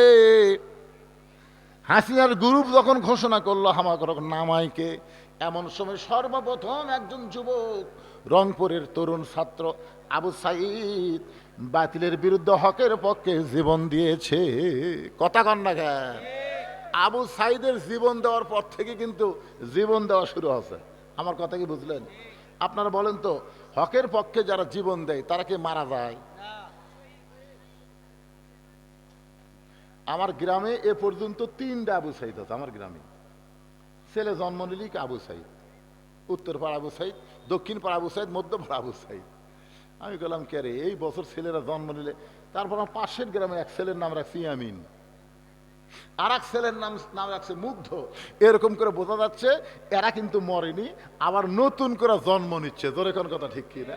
আমার এক খালাতো বোন, আমার সম্পর্কে খালা হয়, আর খালাতো বোনে একটা মেয়ে হচ্ছে, বহু বছর তদবির করে মেয়ে হচ্ছে, খুব খুশি খালা। আমাকে বলতেছে বাবা আলেম মানুষ, একটা ভালো নাম রাখো। তাই বললাম খালা আপনার নাতনির নাম রাখেন হাসিনা। সেই কষি হাসিনা, খালা তো সেই গরম, খালি গদ গদ করতেছে। আমি বললাম খালা রাগ করে, তুই আলেম না জালেম রে, তোর কাছে একটা ভালো নাম শুনবার চাইলাম আর তুই খুনি হাসিনার নাম কোস। তার মানে বোঝা গেল আবু সাইদ মুগ্ধ ইয়ামিন মরে নাই, হাসিনা বেঁচে থাকতেই পচে গেছে। তোর এখন কথা ঠিক কিনা ভাই? ভাই রে, তাই আমি বলবো জামাত বিএনপি আমরা যারা করি, আমরা আর মতভেদ করব না। আমরা মিলেমিশে মহব্বতে পুনরায় হাসিনা যেন বাংলার জমিন আর ফিরে আসতে না পারে, এই জন্য আমাদের চেষ্টা করা লাগবে। ধরে কোন কথা ঠিক? হ্যাঁ। এখন আমরা তো দুই দল দুই রকম হয়ে গেছি। হাসিনা খালি খুশি হচ্ছে, যাক তোরা ভিন্ন ভিন্ন হয়ে যাও, ওই ফাঁক দিয়ে আমি ঢুক। মানে দুইজন ফাঁক হয়ে গেলে কি হয়? হাসিনা যখন ক্ষমতাতে ছিল জামাত বিএনপি একই জায়গায় ধুম পাচ্ছে।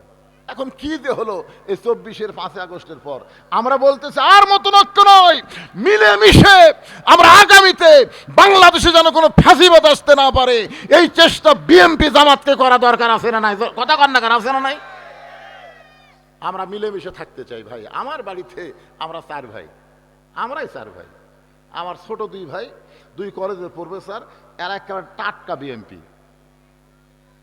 আমার বড় ভাই প্রাইমারি হেডমাস্টার ছিল, এখন এই গত বছর রিটায়ার করছে।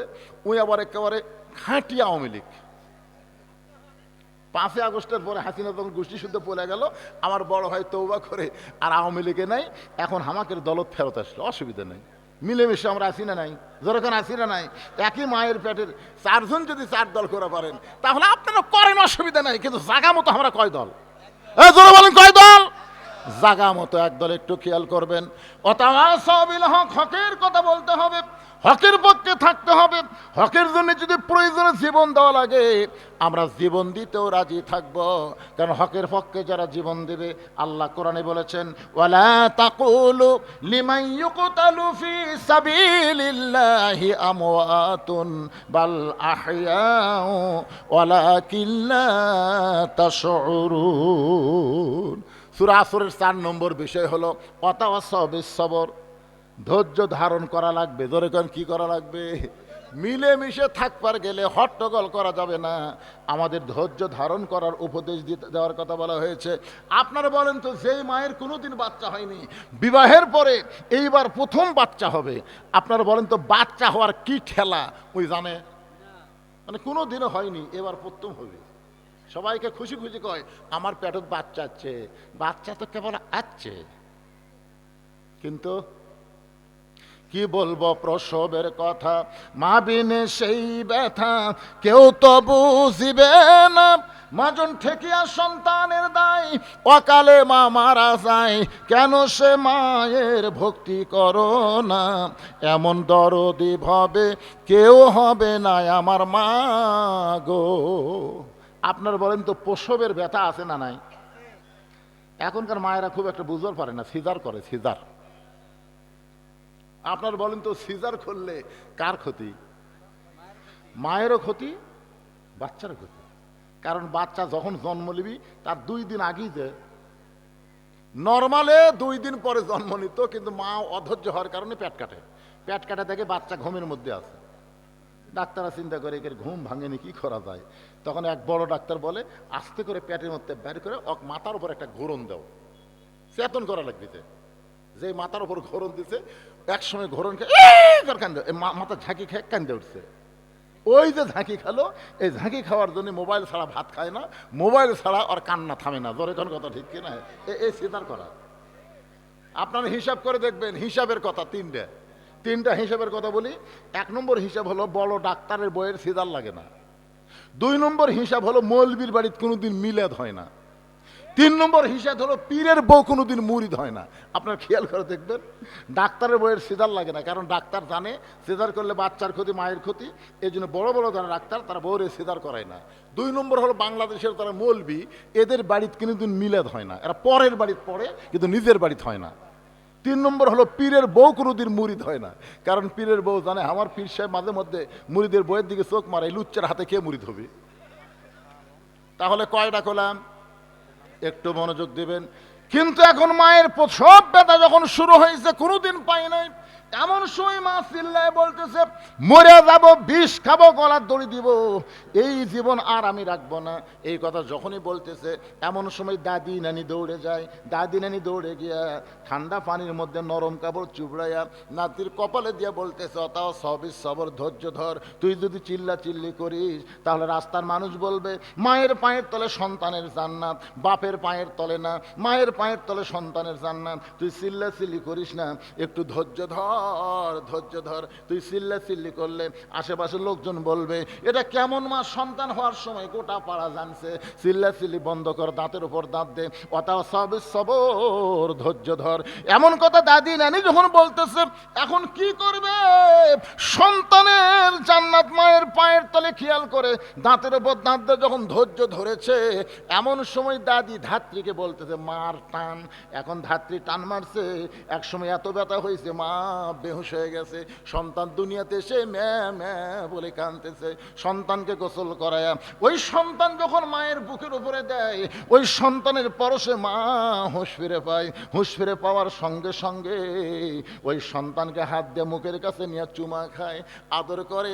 দাদি নানি তিরস্কার করে বলে, এক লাথি মার, এক ফেলা দে, এরই জন্যই গলার দড়ি দিবার চাইলি, এরই জন্য বিষ খাবার চাইলি, তুই তাকে কেন আদর করতেছিস? মা বলে, দাদি গো, কষ্টের পরে এমন শান্তি আমি কখনো বুঝতে পারি নাই। আমার সন্তানকে চুমা দেওয়ার সঙ্গে সঙ্গে আমার প্রসবের সব ব্যথা আল্লাহ দূর করেছে।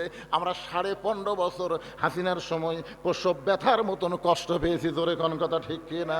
ওয়াজ করেছি টাঙ্গাইলে, সিরাজগঞ্জ রোডে আইছি। এমন সময় বউ মোবাইল করে বলতেছে, আপনি এখন কোথায়? আমি বললাম রোডে, 2 কেজি চমচম লিছি। বউ বলতেছে, যতই চমচম নেন আসেন না। আমি বললাম কেন? বলে, সন্ধ্যা থেকে পুলিশ খুঁজতেছে, সন্ধ্যা থেকে আপনার পুলিশ খুঁজতেছে, পুলিশের গাড়ি খালি গেটের এদিকে যাচ্ছে এদিকে যাচ্ছে, আসেন না। আমি চিন্তা করলাম, কে 2 কেজি চমচম লিয়ে কুটি যাই। বাড়ির যখন যাওয়া হবে না, শ্বশুরকে মোবাইল করলাম, আসসালাম আব্বা কেমন আছেন? 2 কেজি চমচম কিনছে আব্বা, আমি যাই বাড়ি, পুলিশ ঘুরতেছে। শ্বশুরকে, খবরদার আমার এটিতে আসো না, তোমার খবর পেলে আমার বাড়িতে আসবি, দরকার নেই।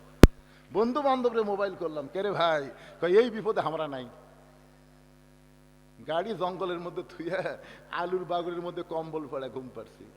কি মনে করছেন প্রসব বেদনার মতন কষ্ট আমাকে হয়নি? আমি ঘুমাইছি, তার পাশে এক বিএমপির ভাই, হুজুর কি খবর? ঠান্ডা লাগতেছে, তাহলে কম্বল দেই। কি মহব্বত! ওর এক কম্বল আমাকে দিল, 2 ভাই গলা ধরে ঘুম পাড়ি। রে কি দিন গেছে আমাকে রে! ওই মায়ের প্রসব ব্যথার মতন আমরা কষ্ট পেয়েছি।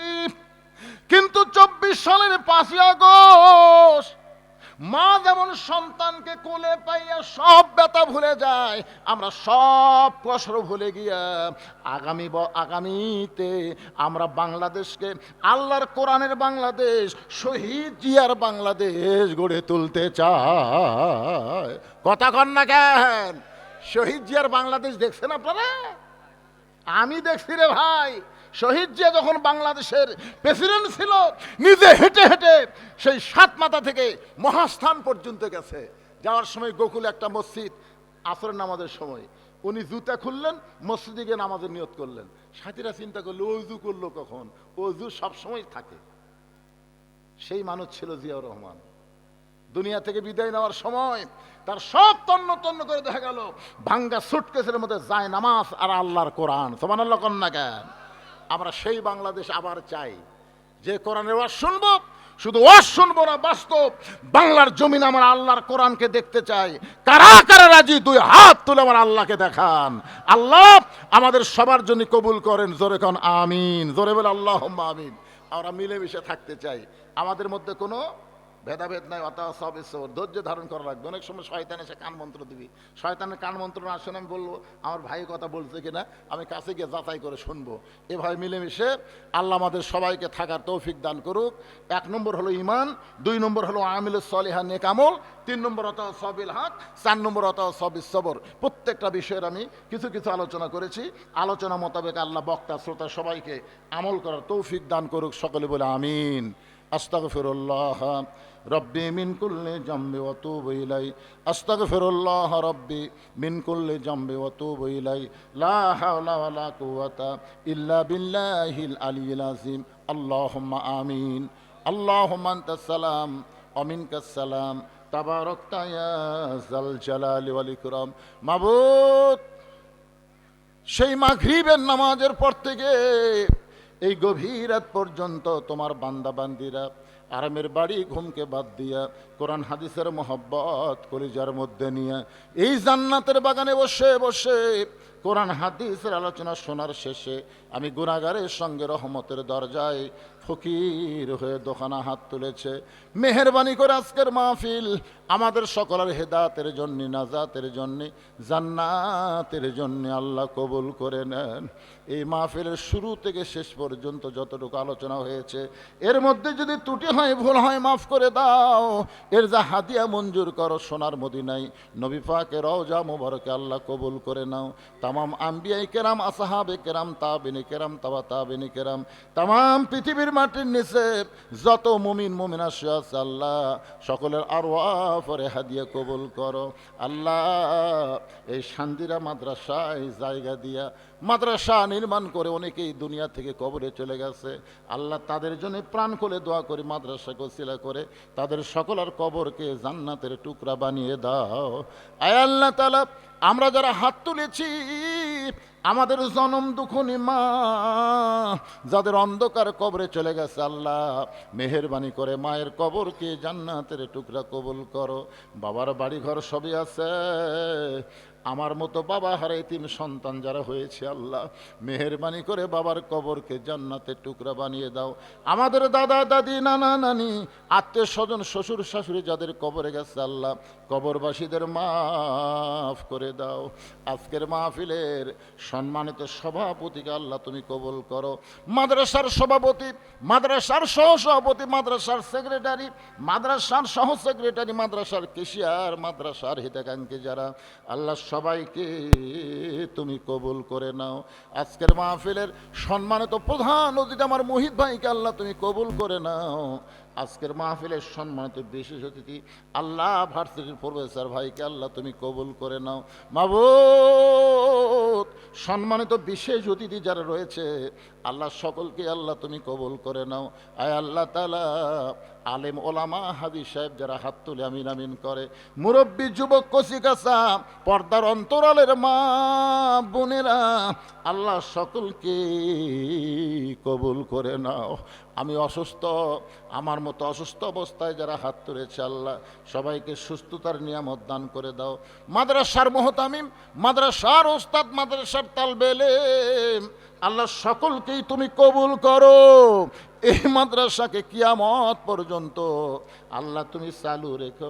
মাদ্রাসাকে অত্র এলাকার জন্য নূরের বাতি হিসেবে আল্লাহ তুমি কবুল করে নাও।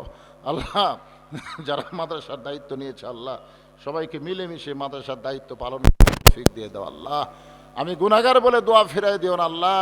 এতগুলো মানুষের মধ্যে যার দুইখানা পছন্দ হয় সেই দুই হাতের ওসিলায় মৃত্যুর সময় আমাদের সকলকে ইমানের সঙ্গে কবুল করো। আল্লাহ দেশনেত্রী বেগম খালেদা জিয়া, আল্লাহ সম্ভ্রান্ত একজন মা, আল্লাহ দেশনেত্রীকে আল্লাহ তুমি পুরাপুরি সুস্থতা দান করে দাও। ভাইজান, বাংলাদেশের জন্যে আপসের নেত্রী অসুস্থ অবস্থায় আছে, আমরা সবাই একটু প্রাণ খুলে তার জন্য দোয়া করি, আল্লাহ তাকে পুরাপুরি সুস্থতা দান করো, সকলে বলে আমিন।